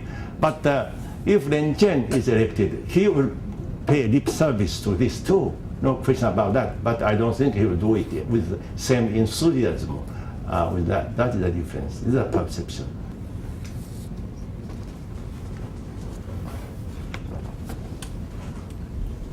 Hi, my name is Cynthia Teep, and I'm a SICE student. I was wondering, still a little bit of a different note, you hear a lot in the media criticism about the DPP's economic policy. So I want to know how big of a role is economics playing in this election, and two, what are the fundamental differences between the KMT and DPP economic policies? It was but fortunate for the Chen Shui-bian that when he took over, the economy worldwide came down. So suddenly, economy got worse, getting worse. So everyone blamed this on Chen Shui-bian. Look, after he took over, economy is getting worse. But to be fair to them, is that this is a worldwide trend. At that time, Japan is worse than Taiwan, even now. And US, as you know, unemployment and so on. So I think, again, it's true. The ordinary people don't care about this thing, doesn't know anything. Just I lose my job and so on. Economy is bad, and so they blame them, blame Chen. So KMT used to use this as the biggest issue to criticize, but now, in the past year or so, economy is getting better, not only in Taiwan, worldwide. So this issue become less attractive to the people. So still playing, but of course, stock market was really, yesterday I heard that it dropped, but the stock market is quite good in the past several months. And the economy, you know, this government can show the statistic. They are very not good at showing their accomplishment. And when they show their economic growth, export, import, investment, this is not too bad. They if compared even to Japan. So I don't think now, even now, they are not talking about, and the opposition is not talking about economy anymore so much as before. So economic issue is almost fading out because it is doing better. I mean, you said, what's the difference between the two parties in economic? But I think it's the same. I cannot see the much difference. Only thing is, how do you implement your economic policy? There is not much dispute about we have developed high tech, we have developed biotech, this kind of thing. This factory is leaving for China. This happening in Japan, happening in the States, and so this basic problem is there. How to deal with this? I don't see much difference in two. The only thing is how you to implement this as a concrete term. This is the question. So now their campaign is, you look at their big full page ad, they just based on the hatefulness of Chen, you know, just change president and save Taiwan. There's no concrete real policy there. Just say that Chen Shui-bian is bad. We have to change president. This is their main slogan. Change president, save Taiwan.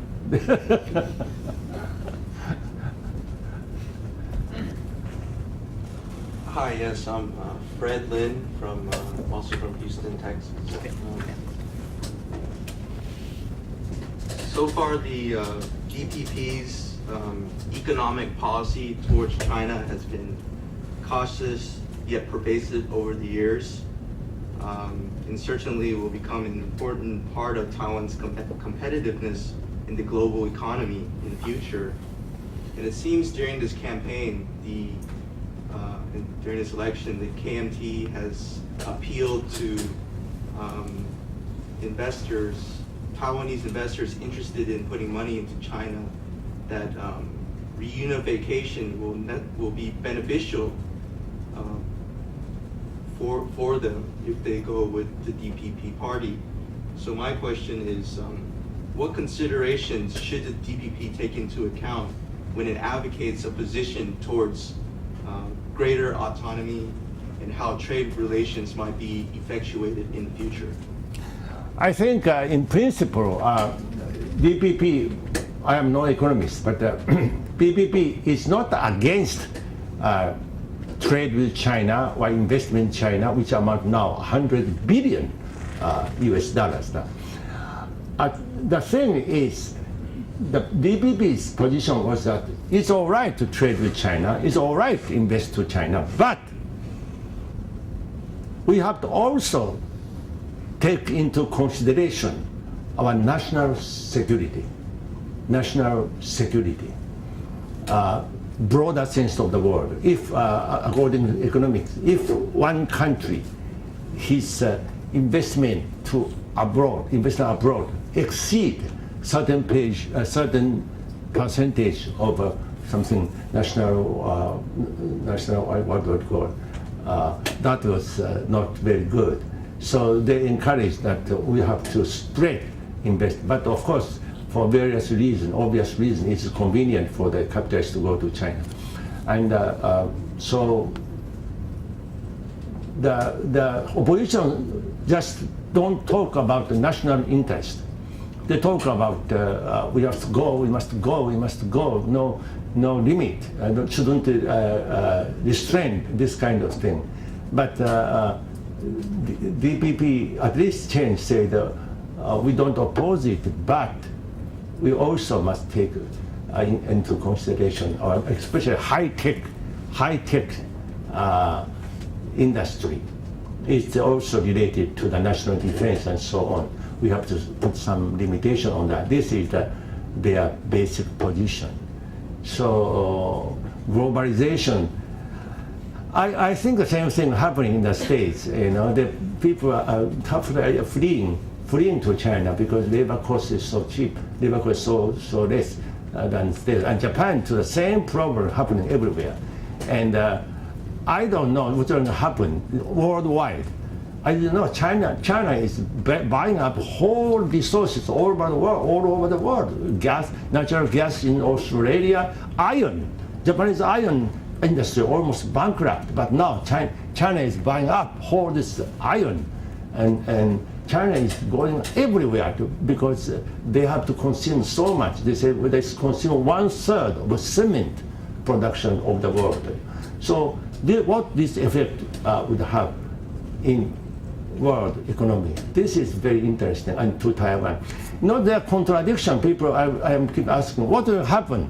Economy, Taiwan and China is getting closer and closer, but politically getting more and more apart. What will be the result? I really cannot answer this question. It's really going different direction.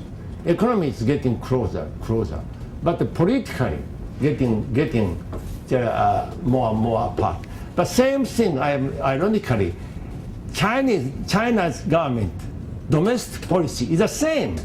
The liberalization of market, open market in economy, but politically they are tightening up the control. What would happen in China in the future domestically? All this computer, this high communication, how politically they try to control very tightly, but economically they are going to liberalize and more open free market. So these are two different directions, totally different. What's going to happen in the end in China? Same thing. What's going to happen in Taiwan? On one hand, we have closer relationship with China in trade, in investment, but in politically, people are really, no one like, to accept unification or one nation, two system. The supporter is getting less and less. People really feel this is a country we can get along with. This is a country we don't like to be together with. This feeling is more strong. If you go to the youth, that youth, high school students here, can they communicate the high school students in Beijing? I don't think so. There's so much different culture difference. So this is interesting. I really have no answer. What will happen?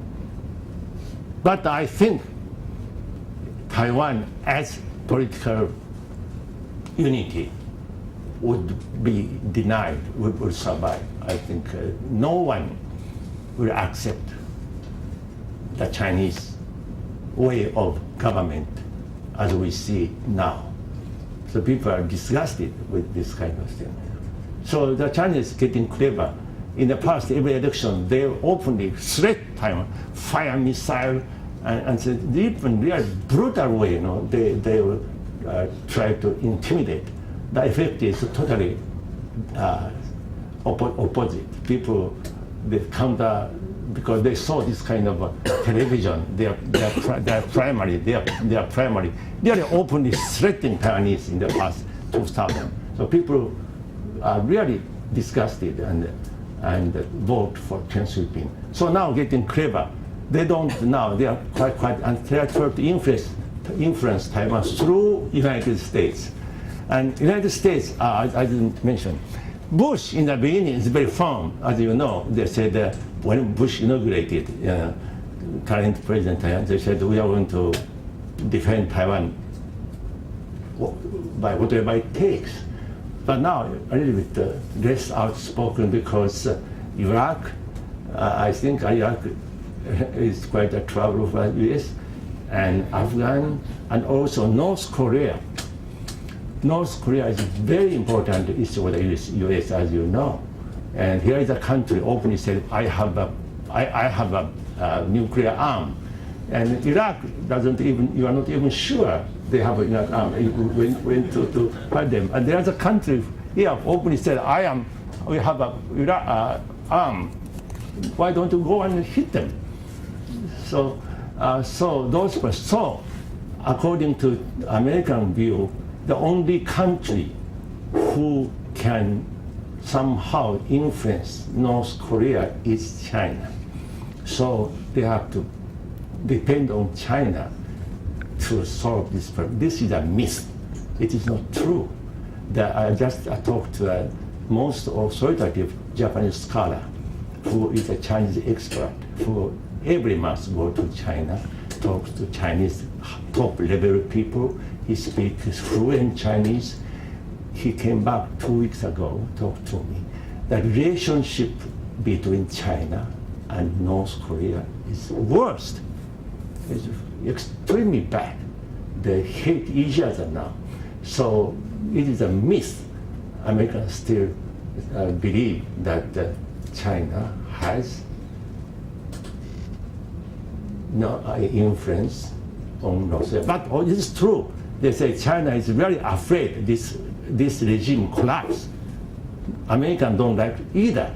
South Korea doesn't like North Korea to collapse because there will be a million or thousand of refugees come to China or South Korea. So they like to maintain this regime because if this North Korean regime collapses, that is a disaster for the neighboring country. So China may give minimum supply of food and oil to make this regime survive.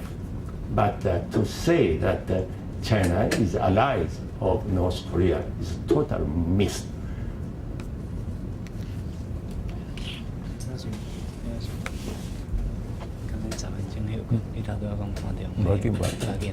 If you don't mind, we'll continue to save time. You feel free to go and wash hands, whatever. Why you have to have a break? I am all right. Let me take, I guess, one question, and then we'll take a 5-minute break after the question. My name is Suzanne Huey. I'm here with the SAIS delegation, and I have a question about mainland China. Although the PRC is still an authoritarian regime, there have been significant political changes within the Central Party, and also there are popular votes at the village level. So I was wondering if you could say something about if you think China is democratizing, and if so, what lessons could it learn from the Taiwanese democratization? Thank you. I agree. If China democratize, quote unquote, democratize, it is good for not only for Chinese self, for the world, and for Taiwan. Began to understand what democracy is, what Taiwanese aspiration is. But I don't think China would democratize. People are talking about the Chinese prosperity, development. They are talking about a very narrow strip Shanghai, Guangdong, and this area. Of course, they're booming, but everyone said, including economists, say if you go inside Taiwan 200 miles, 2 hours drive, their life is totally primitive. So one Japanese anthropologist, ethnopologist, said the rural Chinese life hasn't changed for 5,000 years. Same thing, eating 2 meals or barely 2 meals a day, and so difference of wealthy and poor, this discrepancy is getting bigger. China admitted this is really the source of social instability. So recent Kuomintang, their Congress really recognized this. This is a serious problem. Their unemployment rate is 25%. 25%. And banking system is bad debt. I don't know how to say it. So I was told by Japanese very authoritative economists said that Japanese investor now talking about what would happen the day after next year, the year after next. The bulb economy, when it is bust, what would happen?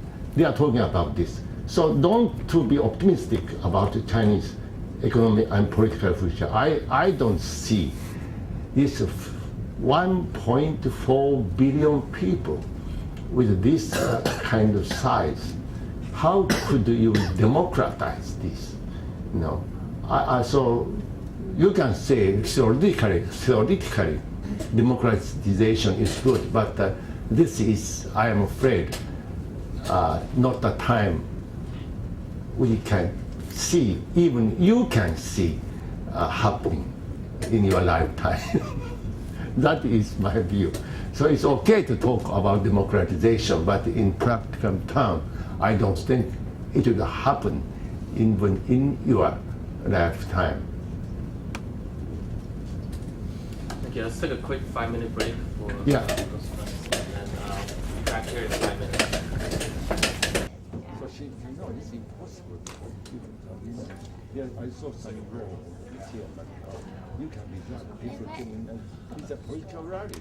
So you can say, oh, this seat is for someone. Sorry. No, don't worry. How's it going so far? Good. Very interesting. 我刚才在一节小，在一个小号码。哦，好，这是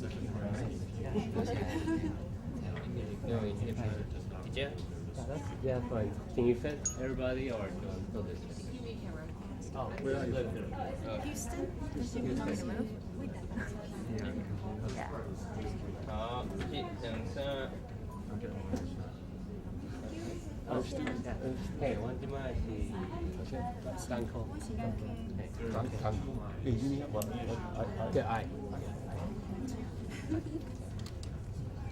I mean, we were late for almost everything. So good thing we were on time this morning.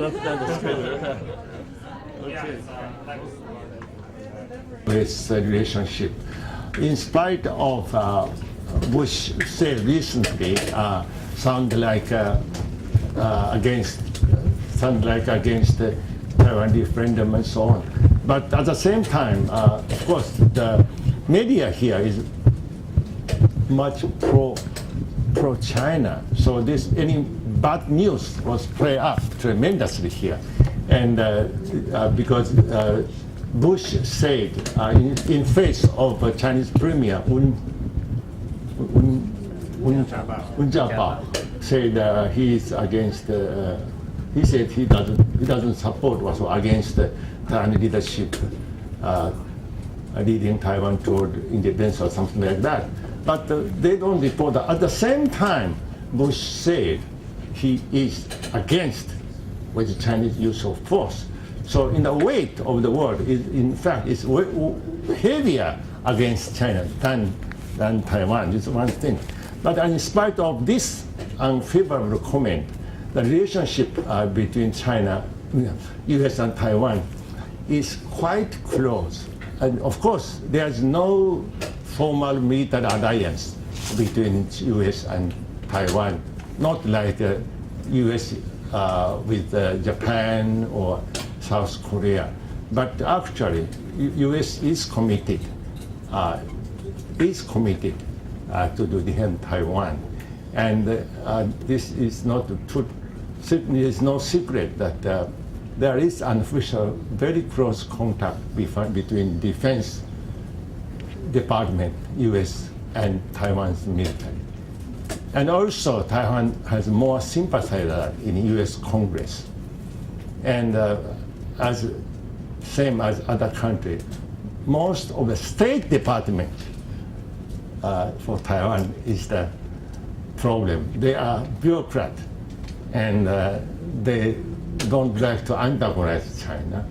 So they are, in our point of view, rather unsympathetic to China, to Taiwan. Same with Japan, and military or defense establishment or Congress, they are more sympathizers. But the Japanese Foreign Ministry, the same, they are afraid of China. This is the same happening, you know. This is maybe any country, bureaucrat, just don't like trouble, keep quiet. So I think basically America is saying we have enough trouble with Iraq, with Afghan, with North Korea, so keep quiet, don't make any wave, don't say anything, make us hard, make us difficult. But you have to understand this kind of, as I say, this kind of process of democratization and direct democracy institution, referendum. This you cannot, the government, if you want to survive as Taiwan, and this is right, cannot really ignore this kind of people aspiration in democratic country. So this I hope American government would understand. Of course, now this is past now. American began, especially this theme of this referendum is so mild, so defensive, so non-provocative. So how any country can say that this is the provocation against China? So the country's relation is not, two countries, U.S. and Taiwan, is quite close in an official level. Okay. So now, first one has a question, and then I'll go with Thomas, Cindy, and then Steve. Professor Peng, thank you very much for your very eloquent explanation of views here in Taiwan. Thank you. But I wanted to, in a way, respond to your last remarks about relations with the United States, because my sense as someone who has watched those relationships for many years, that we are heading into difficult times. And that is, in my mind, because, as you have explained, in Taiwan, there is an increasingly strong sentiment for what I would call Taiwanese nationalism. And in the United States, you have democratically elected leaders of both Democratic administrations and Republican administrations who reaffirm a position for the United States based upon the One China principle and upon American desire not to see Taiwan move in the direction of independence. So there seems to be a structural situation in which problems are likely to arise in the future. And when I looked at the relationship last fall, in the run-up to the President's remarks to Wen Jiabao, I had the impression that despite the fact that overall relations between Taiwan and the United States are very good, that relations between the Chun administration and the Bush administration were as bad as I had seen in the 25 years since we broke diplomatic relations. And while you say you think this problem is going to pass, my sense is that if Chun is reelected, and if the DPP becomes the majority party in the legislature, and Taiwan begins to pursue the agenda which you very eloquently present, that we are going to have a very big difference of opinion between what the elected representatives in the United States will support and what the elected representatives in Taiwan wish to achieve.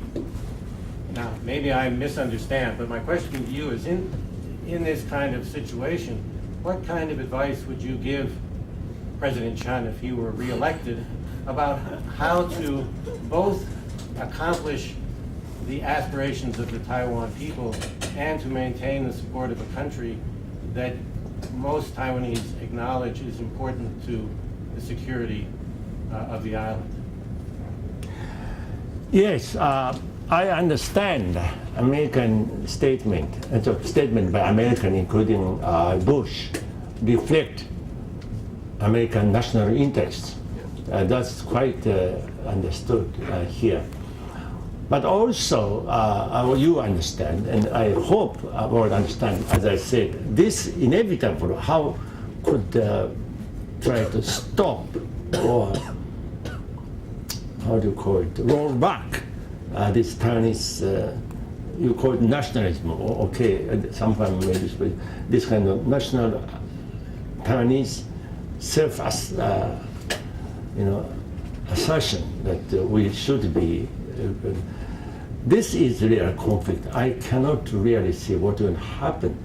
But one thing that I hope would happen is that Chinese government itself, if not democratized, but at least become more pragmatical, and said it is impossible to use force against Taiwanese to annex it.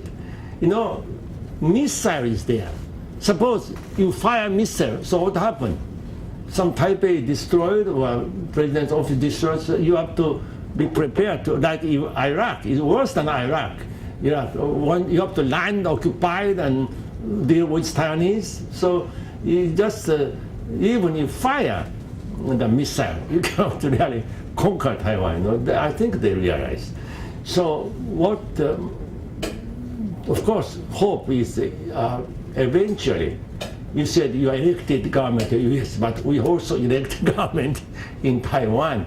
There's some kind of understanding would be both sides understand national interest. This is all politics is about, I'm afraid. Yeah.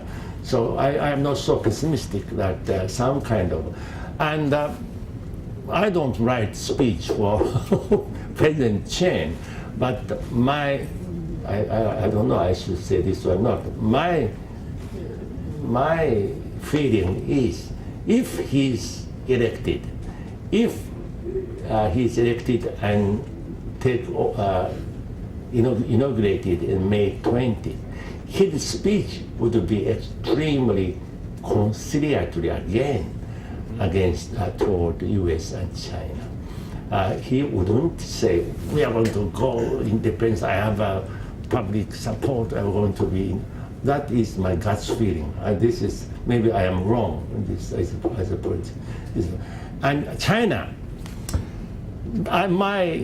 my impression was confirmed by this Japanese professor scholar, the most authoritative. He visited China, told her. Did you notice before change of Chinese leadership, Jiang Zemin, they always said in China or in the States, when he's visiting the States, said, we want a peaceful unification of Taiwan, we will do, but we don't exclude the possibility of using force against Taiwan if our effort fail.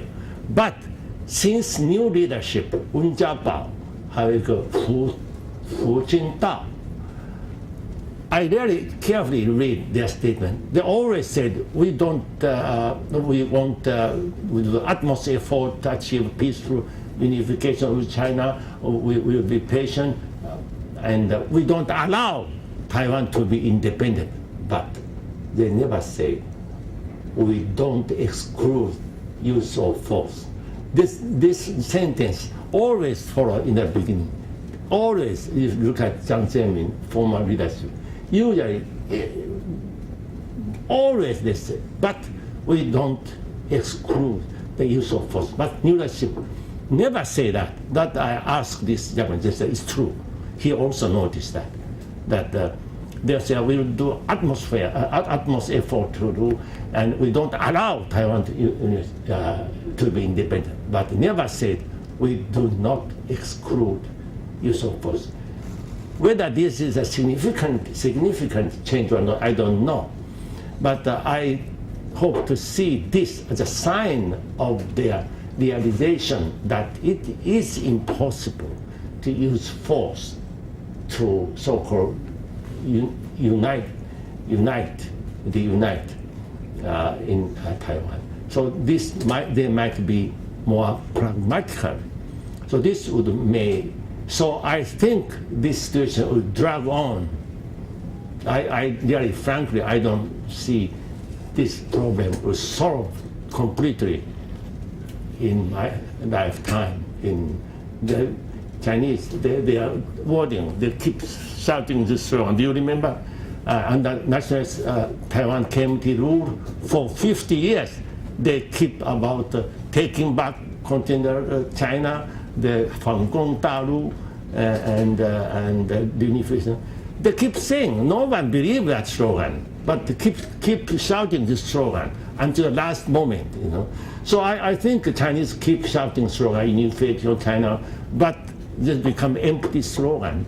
I hope, and again, time pass, and maybe next generation of Chinese will become even more realistic and think this is impossible. Then work out some kind of compromise. This is my hope. This now, of course, U.S. and Taiwan has a problem heading, but so far as Chen is concerned, he never used independence. Myself, in my campaign, I never used this word independence. I said self-determination, but of course in Chinese eye, this is equivalent of independence. But you know, Chen is extremely politically sensitive. He's a politician, you know. So I am not too pessimistic. Some kind of, this is politics allowed. You know, you work out some kind of muddling. I can't answer your question. Yeah. Thank you, Dr. Peng. Yeah. I'm Thomas Wong with the SAIS delegation, and I have a question regarding the referendum. Yeah. Again. Assuming that the results are valid and positive, what are the responsibilities of the government to implement these decisions? You know, the effect of this referendum, if it is passed, I don't see immediate, concrete measure, just strengthen the government, the political position. Well, for instance, when they try to purchase some high-tech, very expensive, extremely expensive high-tech, this kind of defense mechanism, there would be less opposition in the Congress. This is, of course, Taiwan economy can afford to pay it or not, I don't know. It's extremely expensive. And so at least government has they strengthen their hand. And one of the American complaints toward this government was that you don't buy enough high-tech arm. This is American complaint, at least from military side, that Taiwan is not is not doing effort to defend yourself. You should buy more. But this is one of the dissatisfaction of American side. But this side, the problem is not only economy. You have this power, this ability, financial ability to buy this, and also many budget was cut, blocked in the legislature, controlled by KMT. So, so this is the one thing. And especially another thing, second theme is that we try to establish some kind of regular channel to communicate or negotiate or talk. This, I think, no one opposed this. U.S. urging both sides to talk. Taiwanese also like to talk, and government can really formally propose that this exchange permanent representative. That's what he said, and establish the permanent regular channel of contact. So this proposal will strengthen the government, the political position that we are willing to talk. But again, China so far is said, oh, you must accept first the one China premise. So, but at least we show our goodwill. So this is political thing. So I don't see immediate effect. So far, I am not sure even government proposed that let's exchange representative. This exchange office in Beijing and Taipei, China would accept. I doubt it. But at least we approve of our government goodwill and people's goodwill. So it is a good thing for us. So in China, of course, as you know, even high official, certain rank of high official, if you visit China, ask other government to refuse a visa to visit other country. So this is to them it's a provocation. The former president, when he visited Cornell University, it's a big event. Even I try to visit certain country, I have a problem. And so this again antagonizes Taiwanese people. Here is the popularly, democratically elected president. And even he was awarded a couple of years ago some democracy prize or decoration in Denmark. And Denmark refused him the entry to receive that award. So that raised many criticism within Denmark. I was in Denmark. And we must say, you receive many other undemocratic countries' leader. And here is a democratically elected leader and supposed to be the model of democracy. Nordic country, Denmark, refused him to come here, not to make any political comment, but simply to receive Freedom Award. That doesn't make sense, but that is a fact. So even China do this, so I am not sure that China would accept that, but it is a good thing to show this gesture. Cindy Chen from Southern California.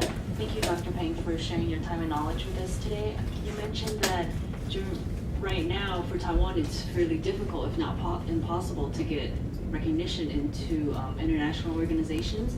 Since most of us here are Taiwanese Americans or Taiwanese from abroad, do you have any recommendations on what we can do to help Taiwan gain some sort of entry or recognition abroad? First,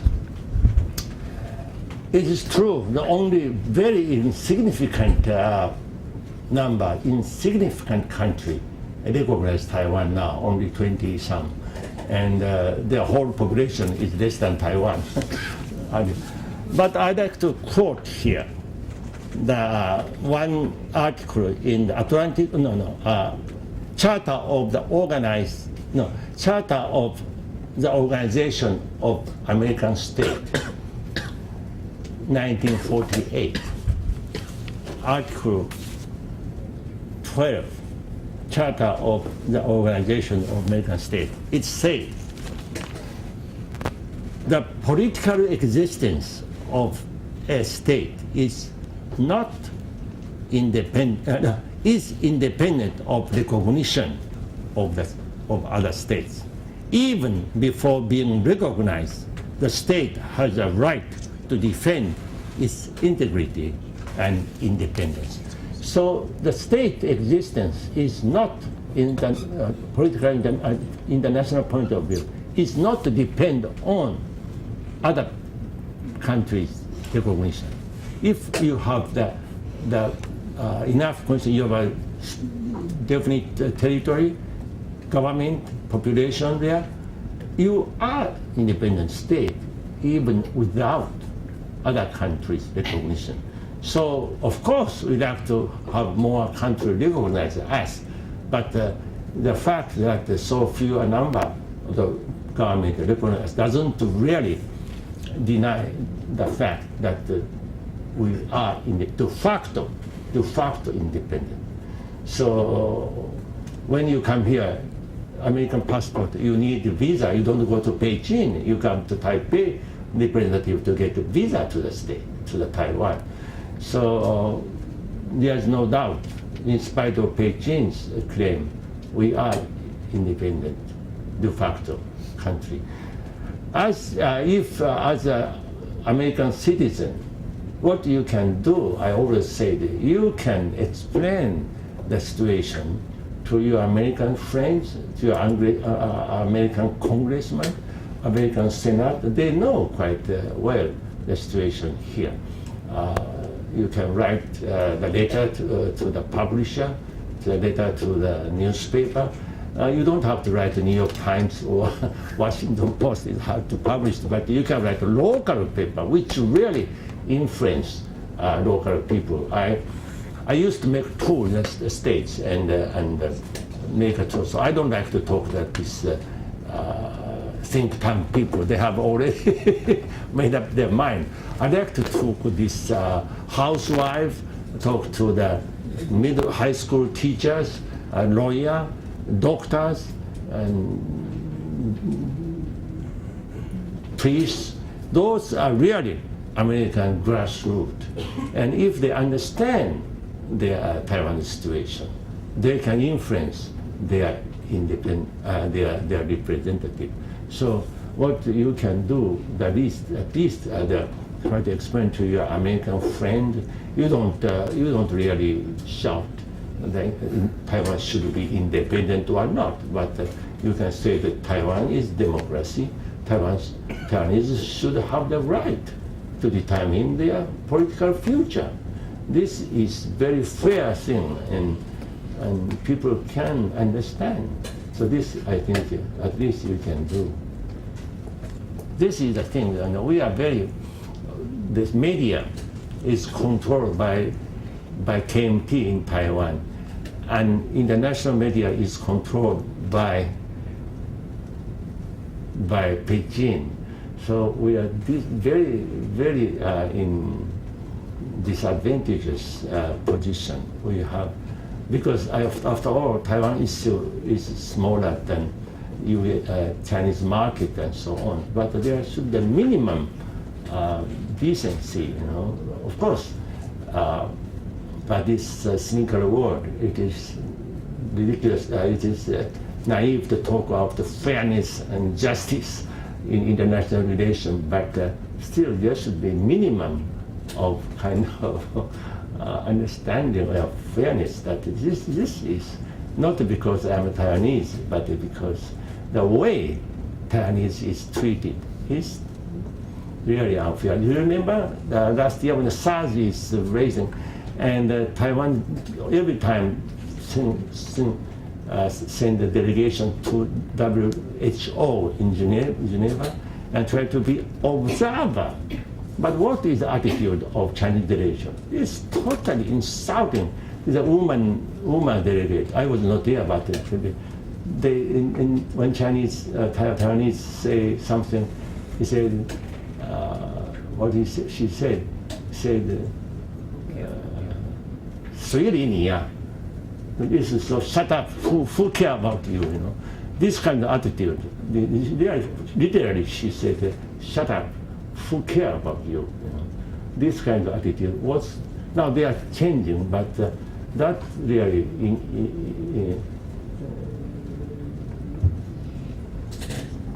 people look at this in TV repeatedly and get angry the way we are treated. And this, for instance, this WHO or ICAO in Montreal, International Aviation Organization, these are purely technical organization. Why shouldn't be there? It's for the welfare of the world, not only for Taiwan. And we contributed greatly within our ability to this welfare. We have Taiwan in Africa, or I don't know which country. We have a center for preventing AIDS, this kind of thing. And we send the agriculture technical group to several countries, including Fiji and some countries. So we have been doing whatever we can internationally doing this, but totally ignored. All our application is rejected, insult, and this thing. This is really shouldn't be. Steve is next, and then Victoria. Hi, my name is Stephen Chen. I'm from San Francisco, but I'm in Hualien right now. I have a question. I guess it goes as this. I guess with the increasing Taiwanization of Taiwan, with the increasing identification of the people of Taiwan calling themselves Taiwanese, is there a similar, or is there a countervailing force in China, within China, of people in China who are open to the people of Taiwan's wishes for a possibly independent country? Or is it also a similar kind of nationalistic approach in China, which is to take back China? That's the first part of the question. The second part is, given that, whatever that response is it okay then to maintain the status quo of peace and economic integration and see what the cleavages or tensions of power in China, how that will result in, and just wait to see what will happen in 10, 15 years? Okay, the first question, I think within China, I think China is totally controlled. All education is indoctrination. I don't know how many average Chinese in China really think about Taiwanese things. They are much more interested in the economy and money. I don't see any in China or within China any sympathetic voice about the Taiwanese independence or self-determination. Maybe if there are any, maybe they are already in jail. I don't know. But outside China, there are some, still few. The irony is those civil rights people who escape from China, they talk about democracy, they talk about human rights, but once most of them, when they come to the question of Taiwan, they will say, oh, Taiwan should be a part of China. They really cannot accept this kind of thing. This is a typical Chinese mentality, so I don't really see any response within China. But interesting is, again, quoting this Japanese authority just came back from Peking. They talked to the top level of Chinese leader. He detect. They said those Chinese said Taiwan shouldn't be independent. We are against it. But he said he detect some sense of envy and wonder or admiration was happening in Taiwan. This open rally and speech and freedom of criticize the government. They said that the even top leader, he said he detect some kind of envy and admiration. So in their heart, I don't know what they think, but this is about economic integration. You talk that, but now that reminds me. How about the European Union? They are economically almost integrated, same money, but politically still they are sovereign nation. This is a model, you said I said I don't have answer. This might be a thing we can think about. Economical integration, But political, of course, eventually, politically maybe they try to write the constitution, European constitution. This is okay, but they are democratic countries. But if you talk about democratic China, this could be the. I can't talk about. I cannot speak for government. I don't speak for government. Personally, this is the model we can look at. That economically integrated, but economically, culturally, politically, culturally, they still try to preserve their uniqueness, and you call it independent. So, but this is made voluntarily, not using missile and threat. This is the thing. So Chinese said, when you said Taiwan should be independent, how about the Hawaiian people want to be independent? I said, why not? If Hawaiian people want to be independent, you don't put the missile in California. You just talk to them. Same with Quebec in Canada. If Quebec want to be independent, they say, let's have a plebiscite. Let's have a plebiscite. They don't put the missile around Quebec and said, if you do that, they want to shoot you. So this is the same thing. So Chinese also said, oh, you say independent, then how about the California want to be independent? So all right, why not? Just talk to them, talk to. So the Chinese just don't understand. And in terms of Taiwan has been separated from China more than 100 years, except the 4 years union in 45 to 49. And that is the most unhappy experience, unhappiest experience, horrible experience for Taiwanese. And this is a different nation. Even more relatively enlightened Chinese leader, some economists come to Taiwan, some of them look around and say, wow, how can you, these two countries are so different, how can we get together as a nation? They feel that, So this is quite unrealistic to expect Taiwan to China. Hong Kong, look at Hong Kong. They guarantee 50 years, one nation, two system.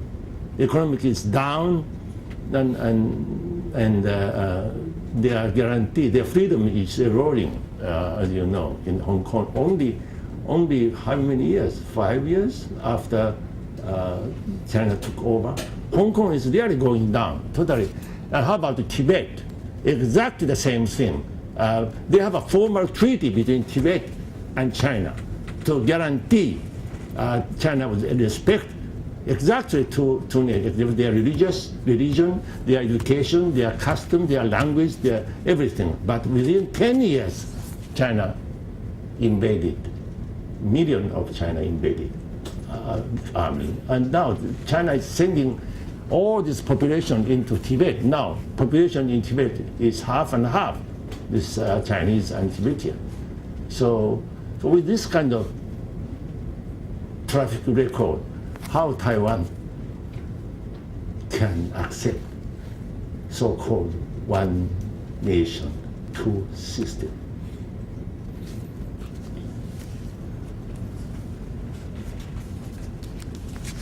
I am Victoria from San Francisco. My question is kind of related to some of the topics you just raised.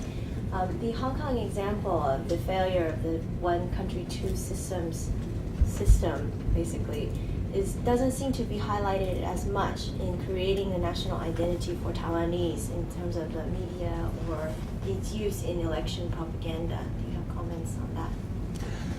Hong Kong people has been, even before Chinese take over, a most apolitical, non-political person, people.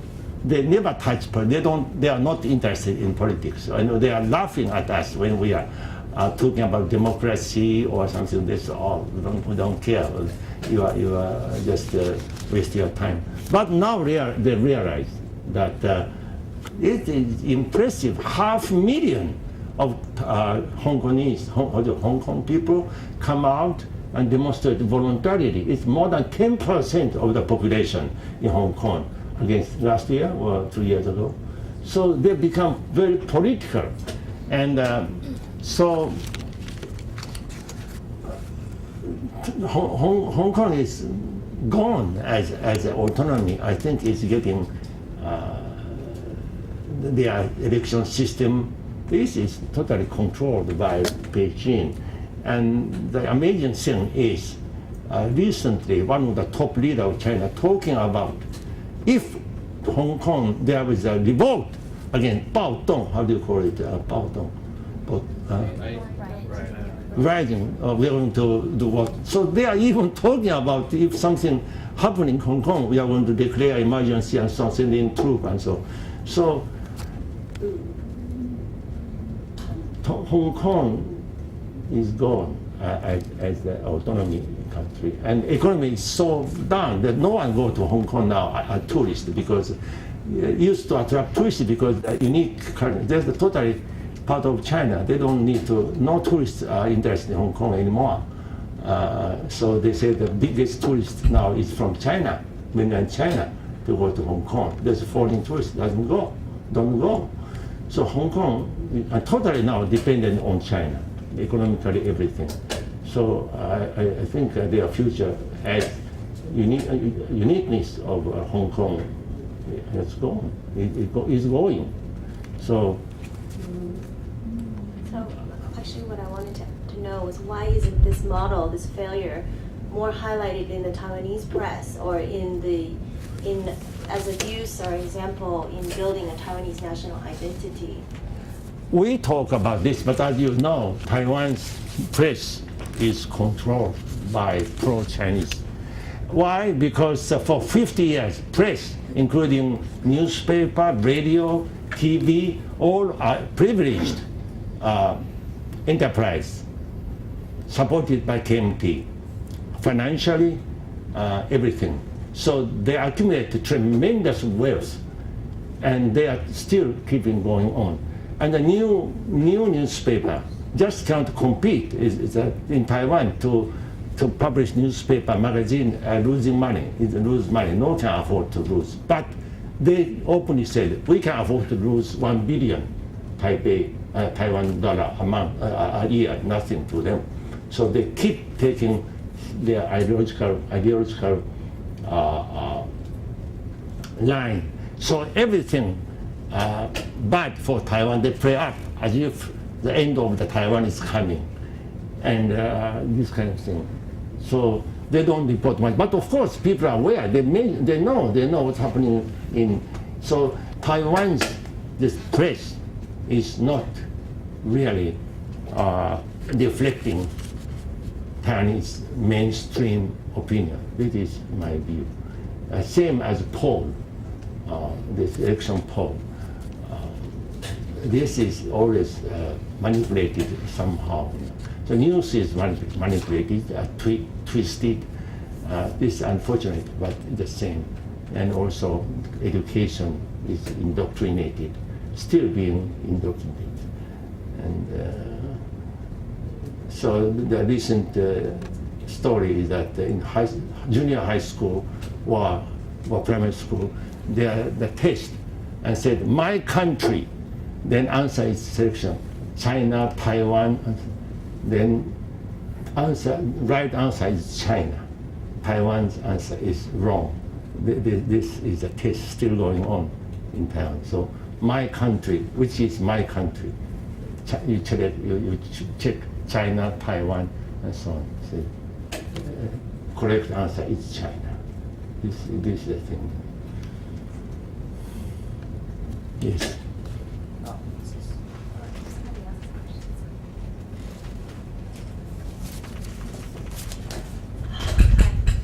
name is Melissa. I'm with TACL from Seattle. And my question is, so a very few number of countries officially recognize Taiwan, and and it's obvious why some countries are that have a lot of economic ties to China why they would be intimidated by China. But as for a lot of other countries, I was wondering what you think is the reason why a lot of other countries that aren't very economically tied to China, why they wouldn't recognize Taiwan and what their reasons are. Well, China is everywhere in the world. I don't think there are any country in the world who has not some kind of economic relationship with China. And China is doing very much effort. For instance, even small country, do you never heard of a country called Fiji? I visited Fiji, and we have an agricultural technical group there, but they recognize China. China built a huge sports stadium for them, cost a million of US dollar. This kind of happening in Africa, everywhere. No country can avoid having Chinese economic relation.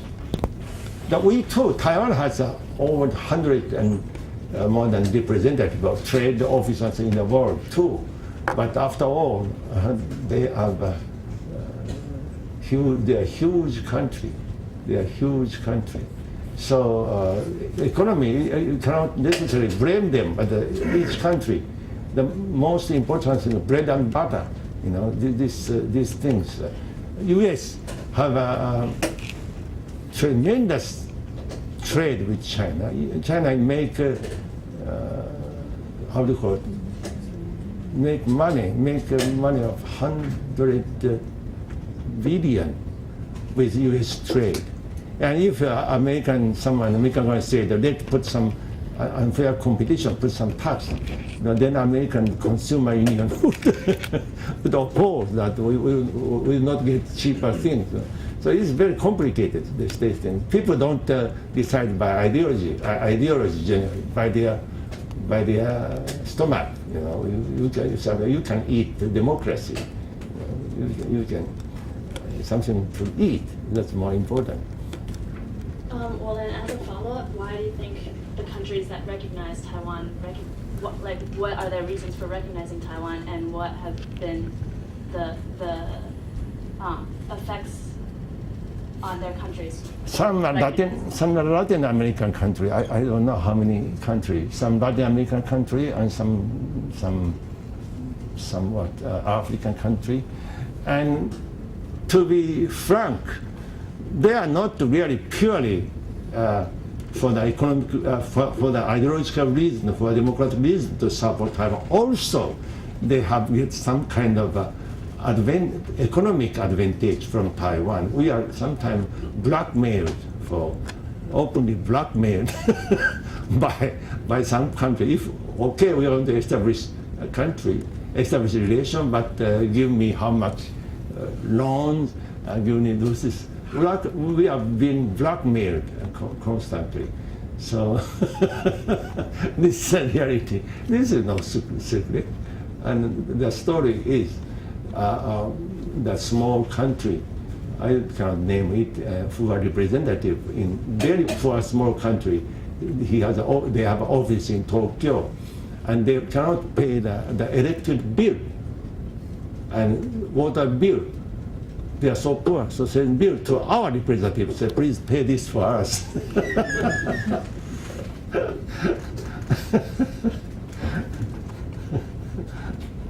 think we have time for one last question. Dr. Peng, as a senior advisor to the president of Taiwan, can you give us a kind of a depiction of what your day is like during the election season? What are your duties and what's your schedule like? Because I know it must be very busy during this time, and so please let us know. You know, at that time, the first time it was presidential election was held, so it's the first experience for anyone, including political party. I represented DPP, and DPP I have a hard time getting nomination because DPP is famous for its factionalism, and I have to went through 50 speech and in each country and get a vote within DPP or something. So I was not finally nominated. Then of course I know it is really impossible to get elected. The reason why I run is that someone you have to. I was urged that someone to represent this view. No secret, my view is Taiwan should be determined by future master people. So I run. I know, KMT is the the richest political party in the world at that time. So we have no money, and I think they spend over 2 billion. No, more than 200 by 20 billion Taiwan dollar. I spend less than 300,000. 300 million. 30 million. 300 million. Yeah. So it is clear that we can win, but I think it is necessary to present the view. And many people said I paid away for the second presidential election. People began to talk this way. So with my modesty, I think I had some effect on the second presidential election. People openly talk about self-determination. It's a taboo. Until 20 years ago, anyone talk about self-determination, anyone talk about independence, anyone talk about nationalist oppression was arrested immediately. So now it's open. There is a progress, certainly. This is very open. So as I said, now problem in Taiwan is not the lack of freedom, it's abuse and the misconception of the freedom. But in maturity, it is not mature. But if Taiwan is not taken over by China, I hope not. I am very optimistic. I am not pessimistic about the future of democracy in Taiwan. It's maturing. As you know, in the legislature, Congress used to be President offered the world to the world entertainment. There's a fist fighting, there's wrestling match in the legislature. It's a good entertainment for the world. But now there are much more. But after all, we are only, as I said, 15 years experience. I was hard that recently, an American congressman told me in a British Parliament, there are 2 benches facing each other, opposition and government, and they said this space is longer than sword, so that sword wouldn't reach that. That means in the beginning, in the British Parliament, not necessary model of gentlemanly exchange. I don't know, it's true or not. If you draw the sword, you don't reach. So it will mature. It will mature. You take 400 years. We take 15 years. In the kindergarten, we are learning. So, I didn't see that. People are really impressed that president sitting there. And the crowd came in, and the TV and line up asked question directly to president. And this thousand of our crowd only in this countryside, and this is happening everywhere. So president, this contribution is, he was called as a witness. He just go to the court as a witness, and this cannot imagine Chiang Kai-shek and the court president to come to the court to be the witness of a case, a civil case. And so this is really good thing.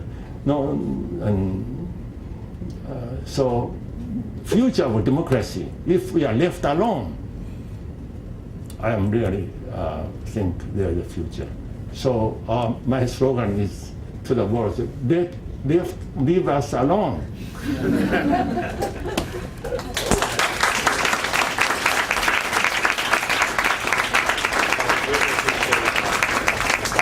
Joining us. for TACL first, before we break for lunch, we'll take this opportunity to take a group picture with Dr. Peng. So. Thank you. Enjoy much, very much. Oh. Okay, thank you. Thank you. Have a very wonderful night. I'll see you tomorrow.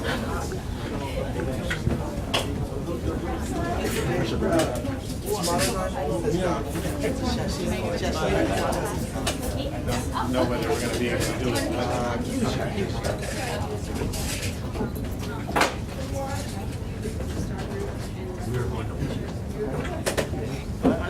You are not too old, madam. I think this group that's visiting wants to have a picture by themselves. No. Can you? No, I said to your right, second row. The second Yeah, the row directly behind.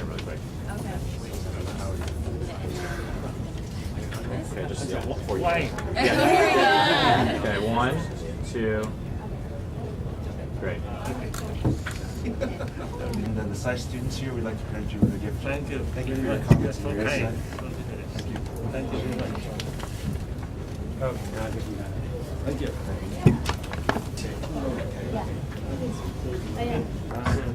I guess the old man has to be in the middle, right? Wait, can you squish together? Squish, squish. On the side, yeah. Okay. Ready? 1, 2, 3.